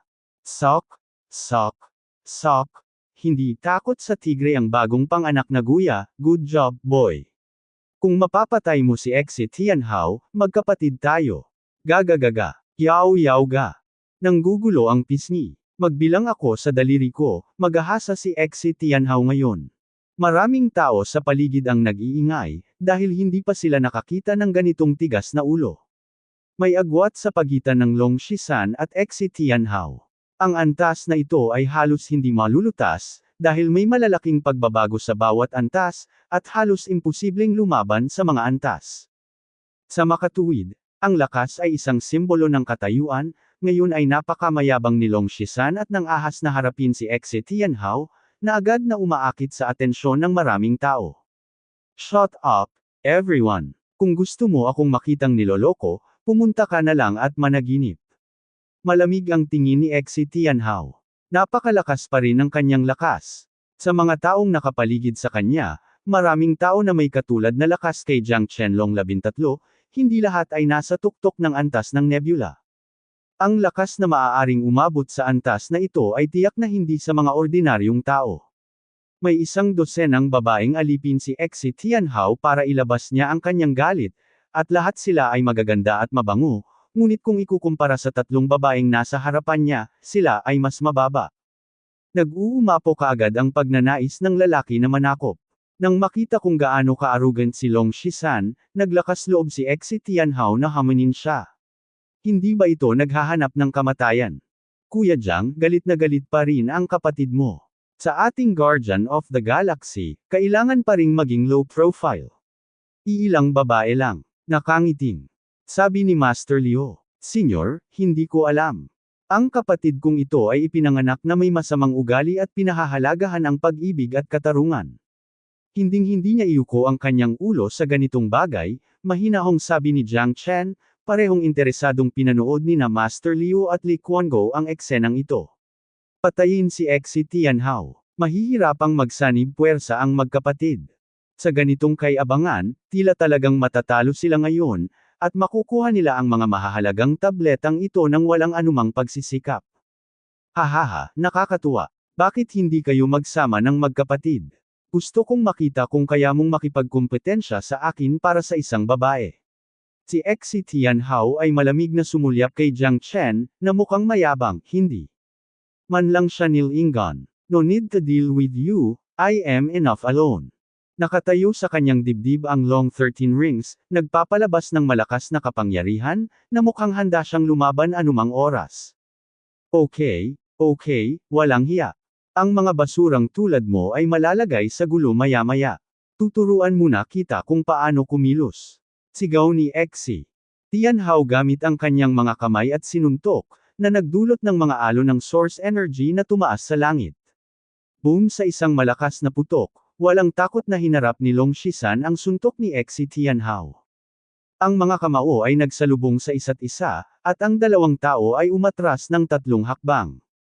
Ang mga alon ng enerhiya ay hamampas, at sina Yuan Ling at Mu Yibay sa likod nila ay napaatras din, maraming tao ang labis na nagulat. Hindi nakapagtataka na si Long Shisan ay mayabang. Ito pala ay may mga tunay na kakayahan. Kahit si Exi Tianhao ay hindi siya kayang patayin sa suntok na ito. Exi Tianhao, masyado kang mainitan ng ulo. Hindi mo kayang talunin ang batang ito. Pinahiya mo talaga kami. Panipi. May isang taong sadyang ngumiti, para lang galitin si Exi Tianhao at gumawa ng life and death drama para sa kanila. Sa panahong ito, naiinip din sila sakay ng Guardian of the Galaxy. Lahat ng nanunood sa kaguluhan ay nakadilat ang mga mata at mas excited pa sila kaysa kay Exi Tianhao. Galit na galit si Exi Tianhao nang magalit siya ng iba, kahit na alam niyang provocation iyon. Kung tutuusin, hindi niya pinansin si Long Shisan, isang nebula level na 7th level na lalaki, ngunit ang suntok na ito ay nagulat sa kanya. Itong batang ito, may something. Basura, papatayin kita gamit ang sarili kong mga kamay at kakainin kita ng buhay. Ikinuyom ni Exi Tianhao ang kanyang mga kamao at kumilos ng malakas, naging after image at lumapit kay Long Shisan. Boom! Boom! Boom! Nakakabingi ang tuloy-tuloy na suntok, ngunit sa loob ng radius na 10 metro, hindi naapektuhan ang source energy fluctuation ng dalawang tao. Malakas si Exi Tianhao at sinubukang pumatay sa isang suntok, ngunit hindi ko inaasahan ang combat power ni Long Shisan, na ang dalawang tao ay maglalaban ng pabalik-balik, at ang laban ay pantay-pantay. Hindi inaasahan ni Exi Tianhao na talagang haharangen ng kilalang batang ito ang kanyang pag-atake.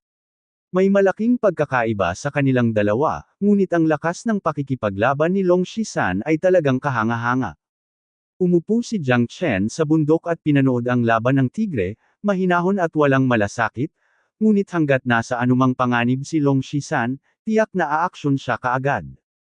Kung gusto niyang kumilos ng mag-isa, hinding-hindi siya titigilan ni Jiang Chen. Ganoon bakat apang ang lalaking ito. Naglakas loob siyang hamunin si Exi Tianhao sa Nebula Level 7th level.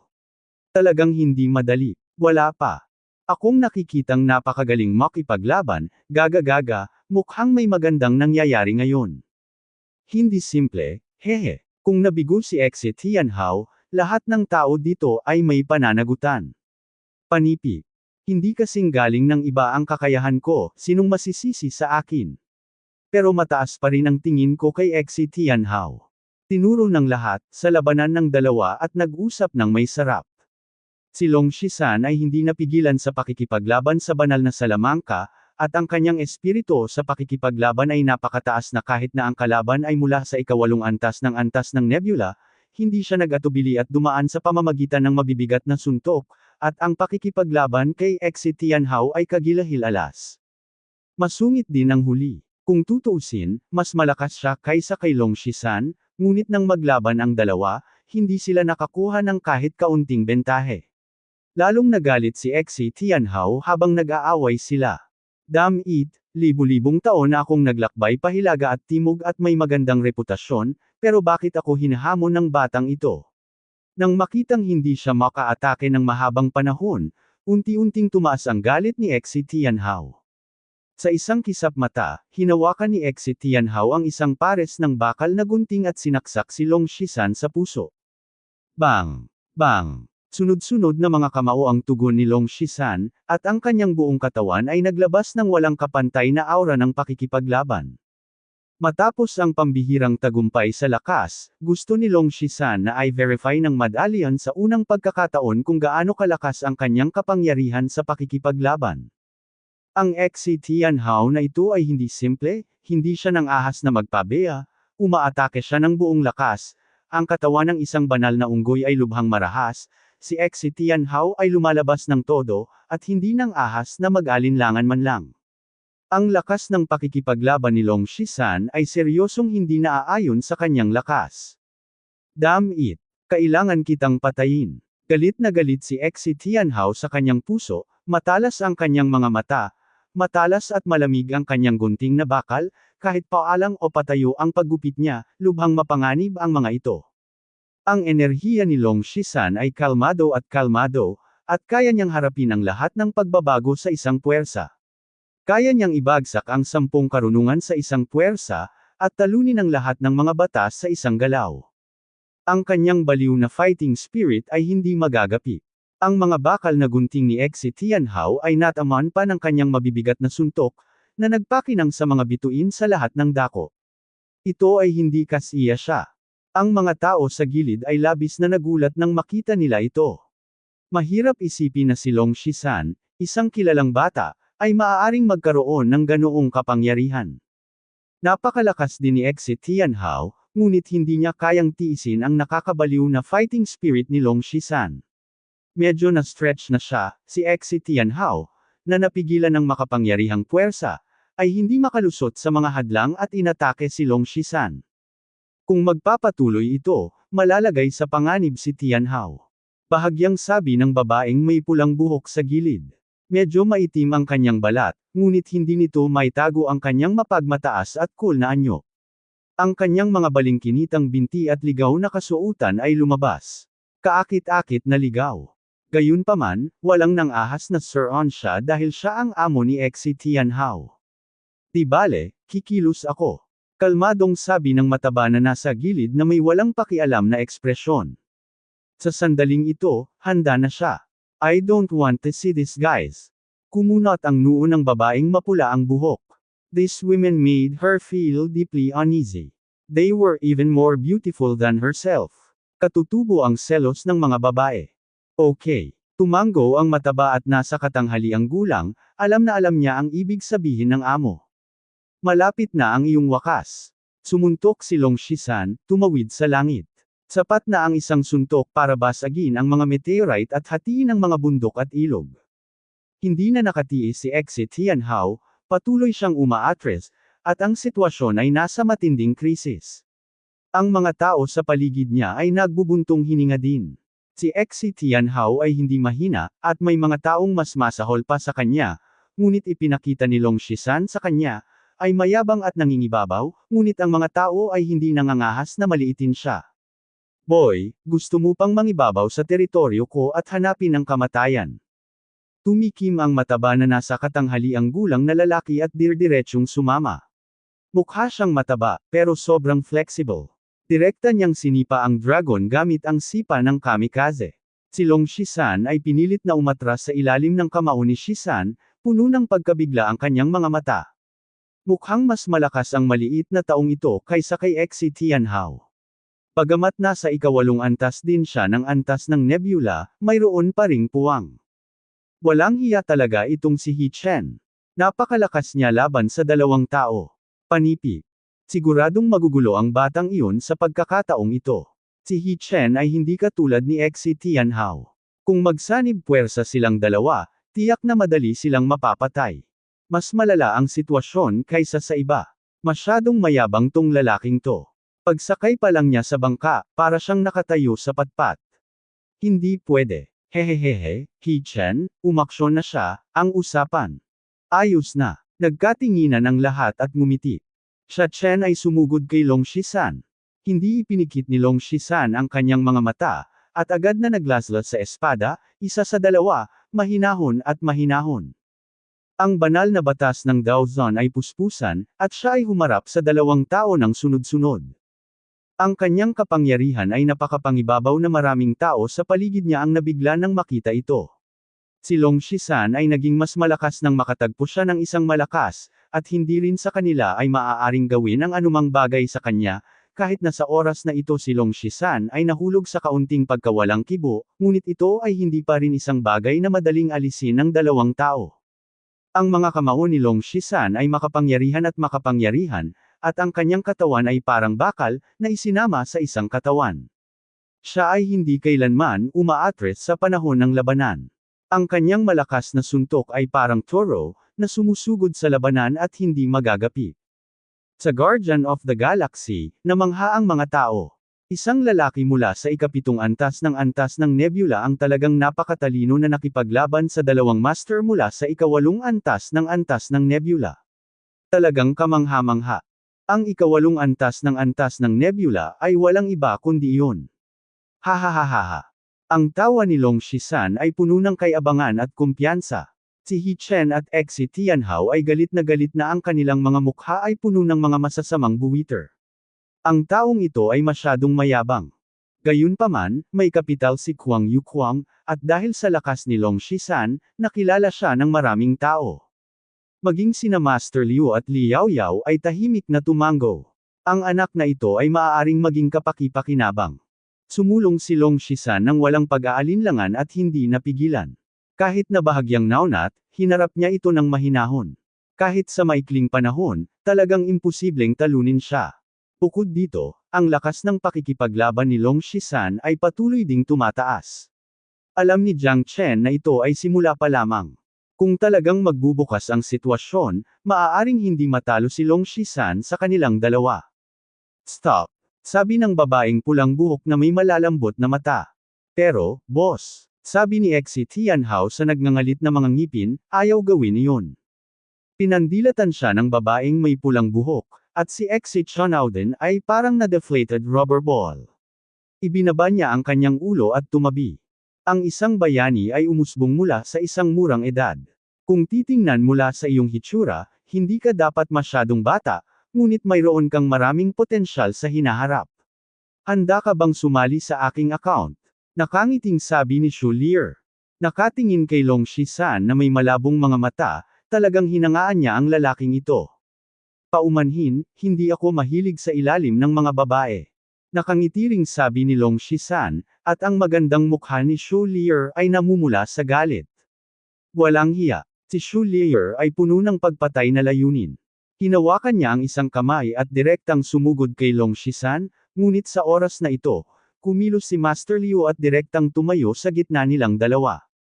Sister Shu, lahat sila ay aking mga tao. Hindi ba nararapat na gawin mo ito?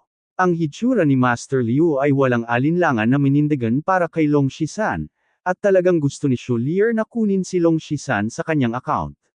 Sa oras na ito, hindi siya pumayag.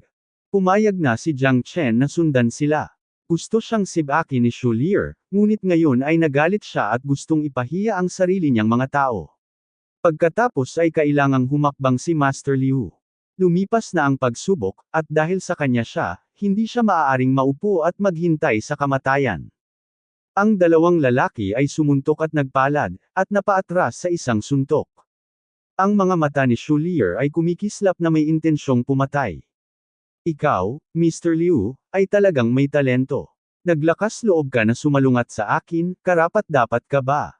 Nakangiting sabi ni Shu Lier. Sa ilalim ng kanyang magandang mukha, may hangin ng lamig at lamig. Hindi siya isang tao na dapat pagtripan. Paumanhin, Sister Shu, kung gusto mong maging matigas, kailangan mo munang malampasan ako. Sabi ni Master Liu sa tensyon na tono ng hindi umaatres. Okay. Master Liu, isusulat ko muna itong account para sa iyo. Let's wait and see. Malamig na ngumuso si Shu Lier at tumalikod. Sa likod niya, si He Chen at ang dalawang lalaki ay mabangis din kay Long Shisan. Nakatitig ng malapitan, nag-igting ang mga ngipin. May magandang palabas na dapat panoorin sa oras na ito. Ang Wuhan Gang ay hindi madaling guluhin. Kung sino ang makasakit kay Shu Lier, isang maliit na paminta, ay mahihirapan. Sumunod sa kanya si Liu.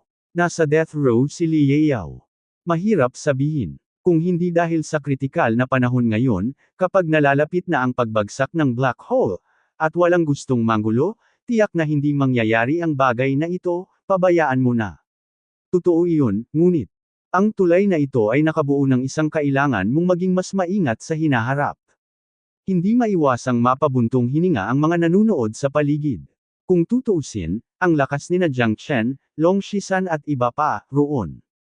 Bagamat may mahusay na kapangyarihan sa pakikipaglaban si Long Shisan, gusto niyang makipagkumpetensya sa veteranong labanan sa Wuhan Gang ay hindi ganoon kadali.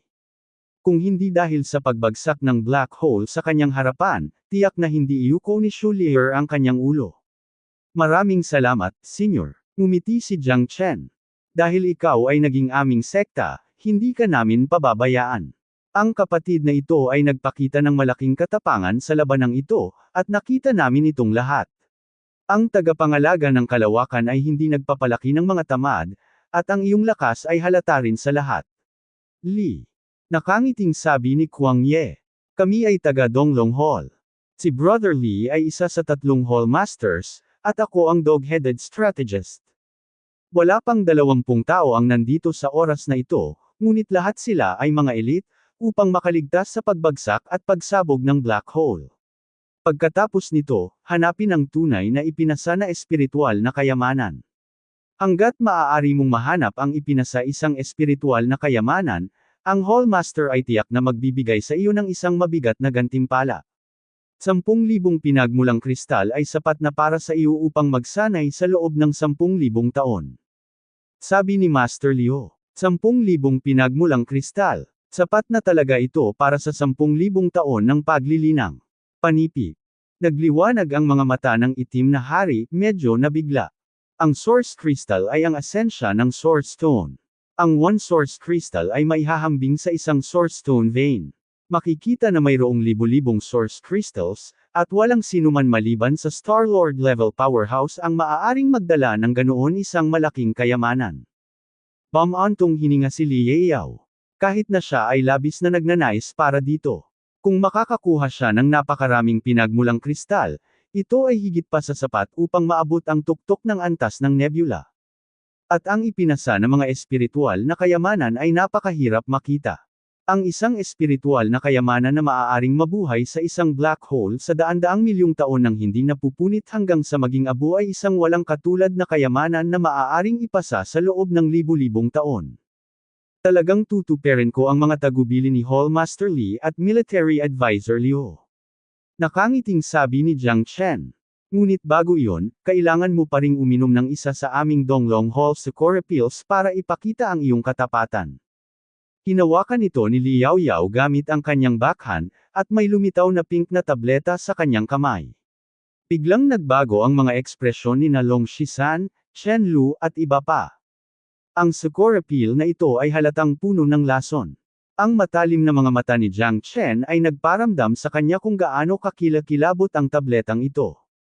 Bahagyang ipinikit ni Liaoyu ang kanyang mga mata, kinokontrol ng Sakura Pill na ito ang kanilang buhay at gusto silang gapyusan. Huwag kang mag-alala, kahit na hindi natin mahanap ang espiritual na kayamanan, ibibigay sa atin ng Hall Master ang elixir. Kahit ako ay kumuha ng Cherry Blossom Elixir. Li Kuangyao rolled up his sleeves. With a indifferent expression. Katapatan, dahil lang hindi sapat ang bargaining chip ng pagkakanulo. Kapag ang mga pusta ng pagkakanulo ay sapat na mataas, kahit na ang pinakamalaking katapatan ay maaaring ipagpalit sa pagkakanulo. Gusto ng master ng Donglong Hall na sumuko ang lahat, kaya naisip niya ang Cherry Blossom Pill na ito. Sa braso ni Li Yao, may dagwang Cherry Blossom din. Kumain ka na. Sa ganitong paraan lang, nasa iisang bangka tayong lahat. Hanggat bumalik tayo sa nakaraan para makabawi, siguradong hindi tayo hahayaan ng Hall Master na masira ng Sakura Pill.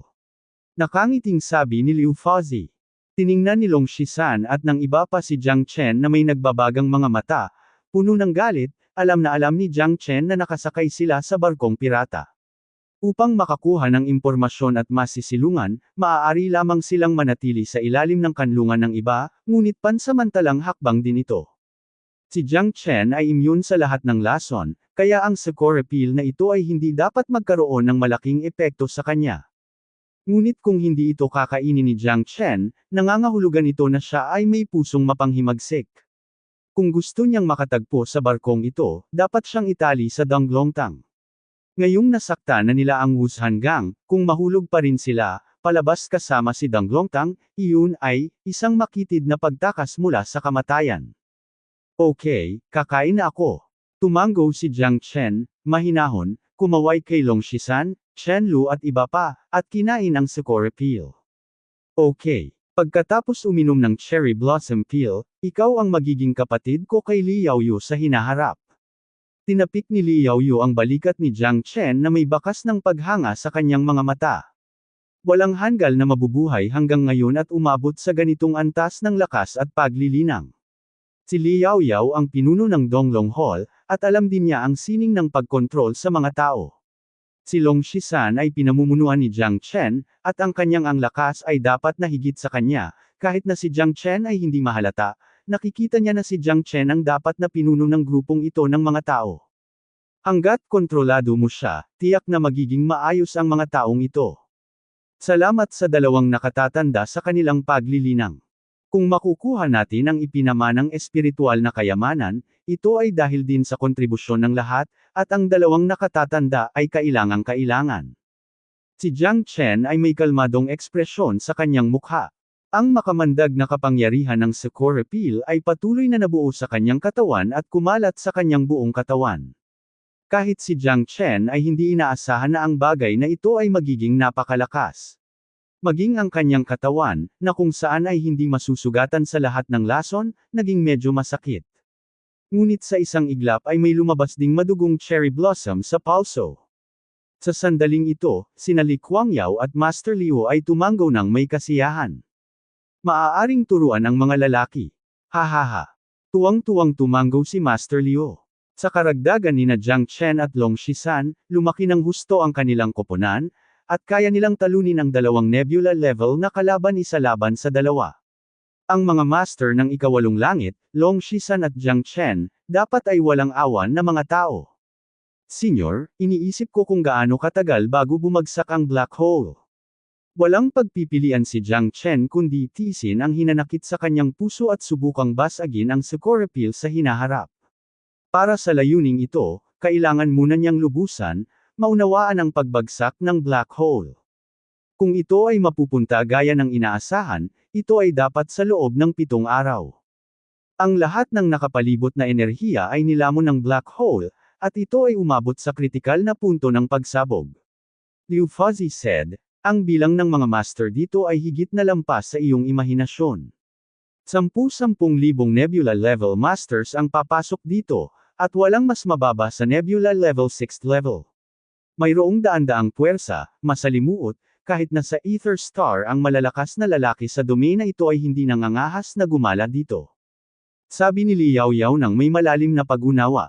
Kung gayon kanino ang Guardian of the Galaxy na ito? Pag-aari ba ito ng ating Donglongtang? Tanong ni Long Shisan. Ang tagapangalaga ng kalawakan ay nagmula sa Bright Sky Star Territory sa Centauri Galaxy. Ito ang pinuno ng mga interstellar wanderer sa ating Bright Sky Star Territory. Ang kanyang pangalan ay Gaddafi. Siya rin ang aktwal na helmsman ng Galaxy Battleship na ito. Sumakay sa barko sa kanyang Guardian of the Galaxy no, bawat puwersa ay nagbigay ng libo-libong pinagmulang kristal bago simulan ang pakikipagsapalaran na ito. Kapag bumagsak ang black hole, kailangan mo lamang sundin si Hall Master Li, mataimtim na sinabi ni Master Liu. Nakikita ko. Kung ganoon, ang mga puwersang ito ay dapat magmula sa Bright Sky Star Territory. Tumanggo si Jiang Chen at sinabi. Napakalaki ng universo at malawak ang kawalang hanggan. Maraming makapangyarihang tao ang nakatayo sa mundo.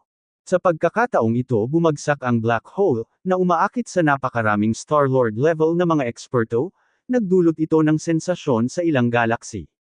Hanggat makukuha mo ang ipinasa isang espiritual na kayamanan, o ilang bihirang kayamanan, maaari kang makakuha ng mga gantimpala. Nasa sarili mong mga kamay ang pagkakataon, kaya mo itong pangalagaan. Mahinahong ngumiti si Master Liu, at tumalikod kasama si Li. Yao Yao, Brother Jiang Chen, ano ang lason ng Sakura Peel? Hinawakan ni Chen Lu ang kamay ni Jiang Chen na may kaba sa mukha. Okay lang, kaya ko namang tanggalin ang sarili ko, pero magtatagal. Nakangiting sabi ni Jiang Chen. Natatakot ako na hindi maalis ang lason na ito sa maikling panahon, ngunit para maiwasan si Chen Lu at ang iba pa, nag-aalala tungkol sa kanilang sarili, si Jiang Chen din hindi na kailangang sabihin sa kanila ang totoo. Xiao Chenzi, okay ka lang ba talaga? Medyo nalito si Long Shisan at kalahating naniniwala sa mga salita ni Jiang Chen. Sinabi ko na, pero ang bobo mong unggoy ay naglakas loob pa ring pagdudahan ako, haha. Nakangiting saway ni Jiang Chen. Nakahinga ng maluwag si Long Shisan nang sabihin ito ni Jiang Chen. Magpahinga muna tayo. Sa loob ng 7 araw, malamang na may mga senyales ng pagbagsak ng black hole. Mag-ingat din kina Master Liu at Li Kuangyao. Hindi fuel efficient ang dalawang lalaking ito. Bagamat lahat tayo nakapasok na tayo, kanilang account, ngunit sa kritikal na sandali, ang dalawang taong ito ay magpapadala sa atin bilang cannon fodder kung hindi tayo ligtas. Kailangan pa nating maghanda ng maaga. Sabi ni Jiang Chen sa mahinang boses, kailangan nating mag-ingat laban dito, ang ang lakas ay masyadong mahina. Tuldok. Kung ikukumpara sa mga makapangyarihang lalaking ito, sila ay parang isang grupo ng maliliit na bata. Kapag ang mga masters mula sa Nebula Level 9th layer ay kumilos, si Jiang Chen ay magkakaroon pa rin ng sakit ng ulo. Ang mga makapangyarihang tao mula sa iba't ibang panig ng mundo ay nagtitipon, sino ang hindi isang henyo? Hindi ba kailangan ng isang henyo upang linangin hanggang sa puntong ito?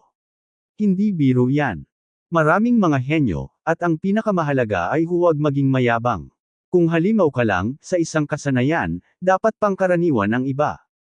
Ang ganitong uri ng pag-iisip ay hindi katanggap-tanggap, kaya si Jiang Chen ay palaging napakaingat.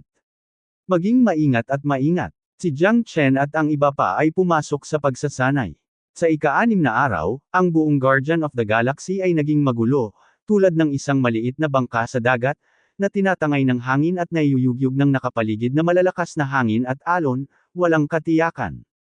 Paano ito mangyayari? Galactic Storm ba ito? Ang Guardian of the Galaxy ay mayroong Star-Lord level expert sa Timon. Kahit isang ordinaryong galactic storm ay hindi matitinag kahit kaunti. Dapat itong dulot ng dispersion ng enerhiya sa paligid ng black hole. Tingnan mo, ang black hole sa di kalayuan ay mabilis na lumiliit, at ang pagbabago-bago ng enerhiya sa paligid nito ay palaki ng palaki. Ay libu-libong milya ang layo. Ang black hole ay 10-10 milyong milya ang lapad. Ito ay mas malaki at mas nakakatakot kaysa sa mga ordinaryong bituin. Ang aming ligtas na distansya ay maaaring hindi sapat na malayo. Maraming tao ang nagsimulang magpanik. Ang black hole ay halos doon na. Ang kalawakan na libu-libong milya ang layo ay patuloy na lumiliit sa bilis na nakikita ng mata, na nangangahulugan na ang black hole ay maaaring gumuho at sumabog sa isang iglap. Sa wakas ay sisabog na ang itim na butas na ito. Bahagyang ipinikit ni Long Shisan ang kanyang mga mata, iniisip ang kanyang babae, iniisip kung lilito siya rito. Ang black hole ay sumabog at gumuho ng libu-libong milya ng mabituing kalangitan, ngunit sa mga tuntunin ng buong walang hanggang mundo, ito ay isang patak lamang sa karagatan. Kumanda ka, malamang gagawa tayo ng aksyon. Sabi ni Jiang Chen, nanlilisik ang kanyang mga mata, nakatitig ng mabuti sa maliit na black hole na 10-10 milyong milya ang layo. Isang madilim na kawalan, tulad ng isang lumalamon na mata, nakatitig sa lahat. Gayunpaman, ito ay isang matandang devouring eye, dahil pagkatapos gumuho at sumabog ang black hole, ganap nitong napuno ang kalangitan ng mga bituin. Sa sandaling ito, parami ng parami ang mga taong nagniningning na mga mata. Ang hinihintay nila ay ang sandaling ito. Ilang tao na ang nakarating sa walang katapusang kalawakan upang maisakatuparan ang kanilang mga pangarap sa buhay. Ayan, hahaha, parang nagsasanib ang galactic vortex at black hole. Panipi. Hindi magtatagal at tuluyang sumabog ang black hole. Panipi. This day has finally come. Sulit talaga ang biyahe. Pagkatapos na sumabog at gumuho ang black hole, maaari nating masaksihan ang ilang maalamat na espiritual na kayamanan na hindi pa naipanganak. Sa nasa sabik na mga puso at nanginginig na mga mata, sa ilalim ng spotlight, ang black hole at ang galactic vortex ay unti-unting lumalapit, at ang malakas na pagbabago-bago ng enerhiya ay naging sanhi ng milyon-milyong ang mga barkong pandigma ng starship sa loob at labas ay naging nanginginig. Maghanda at protektahan ang iyong sarili. Ang mga barkong pandigma ay agad na atras ng 50 milyong milya ang layo. Isang nakakabinging tunog ang umalangaw sa mga tainga ni Jiang Chen at ng iba pa. Parami ng parami ang mga barkong pandigma ng starship na nagsimulang umatras ng tuloy-tuloy. Halata na ang the shockwave noon, ang pagbagsak ng itim na butas ay nakaramdam na sila ng napakalaking pressure. Kung hindi pa sila nakakalayo, malamang nalamunin sila ng resulta ng pagsabog ng black hole. Kung tutuusin, walang nakakaalam kung gaano nakakatakot ang isang black hole, na kahit na ang Star-Lord level powerhouses ay kailangang iwasan. Kahit sinong naruroon ay hindi nakaranas ng tunay na pagsabog at pagbagsak ng black hole. Ito lang ang unang pagkakataon, naka-atres ka na sa ngayon, gusto mo bang ipagpatuloy ang pag-atres? Medyo nagulat si Muyibay. Ngayon ay daan-daang milyong milya na siya mula sa black hole, at kahit sa kanilang mga mata, ito ay naging mas maliit at mas maliit. Mahirap sabihin. Kailangan lang nating lumayo ngayon. This guardian of the galaxy is beyond our control. Nagkibit-balikat si Long Shisan at hindi sumasang-ayon. Ngunit ang galaxy vortex ay nakasisilaw pa rin. Ang liwanag ng galaxy vortex ay tila nakukuha ng black hole, at ito ay humihina at humihina. Sabi ni Jiang Chen sa malalim na boses. Sa oras na ito, ang tagapangalaga ng kalawakan ay nanginginig ng higit at mas malakas, at ang lahat ay natakot. Habang ang liwanag ng Milky Way vortex ay hamina at hamina, ito ay halos nagiging isang punto ng liwanag. Boom! Sa madilim na kalangitan sa gabi, sa kaibuturan ng sansinukob, isang puting liwanag na sumasalungat sa kalangitan ay kumikinang sa daan-daang milyong milya ang layo. Isang nakakagulat na tunog ang umalingaw-ngaw sa buong universo. Kaagad pagkatapos, nakita lamang ni Jiang Chen ang isang puting liwanag na lugar. Pagkatapos lamunin ng itim na butas, ito ay agad na lumawak at patuloy na lumaki. Ang bilis ay nakamamanghang. Kahit na mula sa daan-daang milyong milya ang layo, ito ay napakalinaw. Halos mabingi ang mga tao sa tunog ng pagsabog. Pinuno ng puting liwanag ang espasyo sa pagitan ng langit at lupa, na nagliliwanag sa halos lahat ng bagay sa harap ng mga mata ni Jiang Chen, hindi maimulat ang kanilang mga mata. Damn it! Napakalakas ng ilaw, hindi ko maidilat ang mga mata ko. Nagmura si Long Shisan. Ipinikit ni Jiang Chen ang kanyang mga mata at tumingin sa malayo, walang nakita kundi isang puting liwanag na nagniningning. Biglang lumitaw ang isang figure na tahimik, nakatayo sa galaxy battleship, nakasuot ng berdeng balabal, gumagawa ng tunog ng pangangaso, pinagdikit ang kanyang mga kamay, at lumabas ang momentum, na nakapalibot sa buong Guardian of the Galaxy. Ang bilangguan ng langit at lupa ay walang hangganan. Nakakabingi ang isang dagandong. Sa isang iglap, lumipas ang nakakatakot na puting liwanag, na nagdulot ng walang katapusang epekto sa enerhiya. Boom! Naramdaman ni Jiang Chen na kasabay ng pagpunit ng liwanag, ang Guardian of the Galaxy ay dumanas din ng shockwave na hindi nito dapat tiisin. Ang naturang shockwave ay direktang tumama sa Guardian of the Galaxy. Kung hindi dahil sa hitsura ng mahabang buhok na lalaki, kahit na ang Guardian of the Galaxy ay lumubog at direktang nagkalat ng shockwave na ito. Gayunpaman, ang shockwave ay tumagal ng isang buong quarter ng isang oras. Walang sino man ang makakaisip kung gaano karaming mga pagbabago sa enerhiya ang naidulot ng pagsabog ng black hole. Makalipas ang isang quarter ng isang oras, unti-unting nawala ang puting liwanag, at ang Guardian of the Galaxy ay tumigil sa panginginig at unti-unting bumalik sa kalmado. Si Jiang Chen ay hindi tumingin sa gilid. Ang lalaking ito ay parang Diyos, nakatayo sa itaas at nagbabantay sa Guardian of the Galaxy. At siya ay dapat na isang Star-Lord level powerhouse, ang master ng Guardian of the Galaxy. The Star-Lord is mighty. The Star-Lord is mighty. Ang nasa sabik na sigaw ay nagpakulo ng dugo ng mga tao. Ang eksenang kanina lang ay natakot sa maraming tao. Kung hindi dahil sa proteksyon ng Star-Lord level powerhouse, ang kanilang wakas ay maaaring. Ito ay magiging lubhang kalunos-lunos. Hindi mapigilan ni Jiang Chen na makaramdam ng matagal na takot. Kung hindi nila piniling sumakay sa Guardian of the Galaxy, maaaring hindi nila napigilan ang ganoong shockwave na 10-10 milyong milya ang layo mula sa black hole. Ang itim na butas na ito ay sumabog at gumuho, na talagang nakakatakot. Nakakatakot ang isang Star King level powerhouse, maaaring maghanda ang lahat. Ang black hole sa unahan ay ganap na sumabog at gumuho. Ang galactic vortex ay naglaho na rin. Ngayon ang lugar kung saan matatagpuan ang black hole ay naging isang lugar ng kawalan. Sa loob ng bilyong milya sa paligid, simulan ang paghahanap para sa heirloom. Kayamanan. Kapag nahanap mo ang kayamanan, gagantimpalaan ako ng malaki. Mga taga-Galaxy Gang, maghanda sa pag-atake. Sigaw ni Gaddafi, at handa na ang lahat. Ang Galaxy Gang ay may daan-daang tao, ang pinakamalaking grupo, at lahat ay handang sumugod patungo sa kawalan pagkatapos ng pagsabog. Sa wakas, turn ko na maglaro. Humalaklak si Long Shisan, matalas at puno ng pag-asa ang mga mata. Brother Jiang, kumusta ang paghahanda mo? Pagkatapos umalis sa Guardian of the Galaxy, sumunod ka sa akin at huwag kang tatakbo kung gusto mo. Kung hindi, kung makasalubong mo ang mga walang awa na taong kumakain ng hilaw na bigas, huwag mo akong sisihin kung hindi kita babalaan, ng maaga. Sabi ni Li Ye. Huwag kang mag-alala, Hall Master Li. Bahagyang tumanggo si Jiang Chen.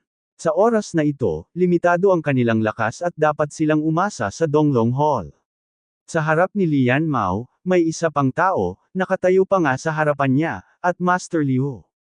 Nahulaan ni Jiang Chen na ito dapat ang pinakamataas na commander ng Donglong Hall. Ang kanyang lakas ay mailap, at si Jiang Chen ay nakaramdam ng matinding panggigipit. Bagamat siya ay medyo mas masahol kaysa kay Lord Cadafei, hindi siya madaling guluhin. Ayon sa hula ni Jiang Chen, siya ay hindi bababa sa tuktok ng Nebula Level 9 Player, o kahit na, half-step Star Lord.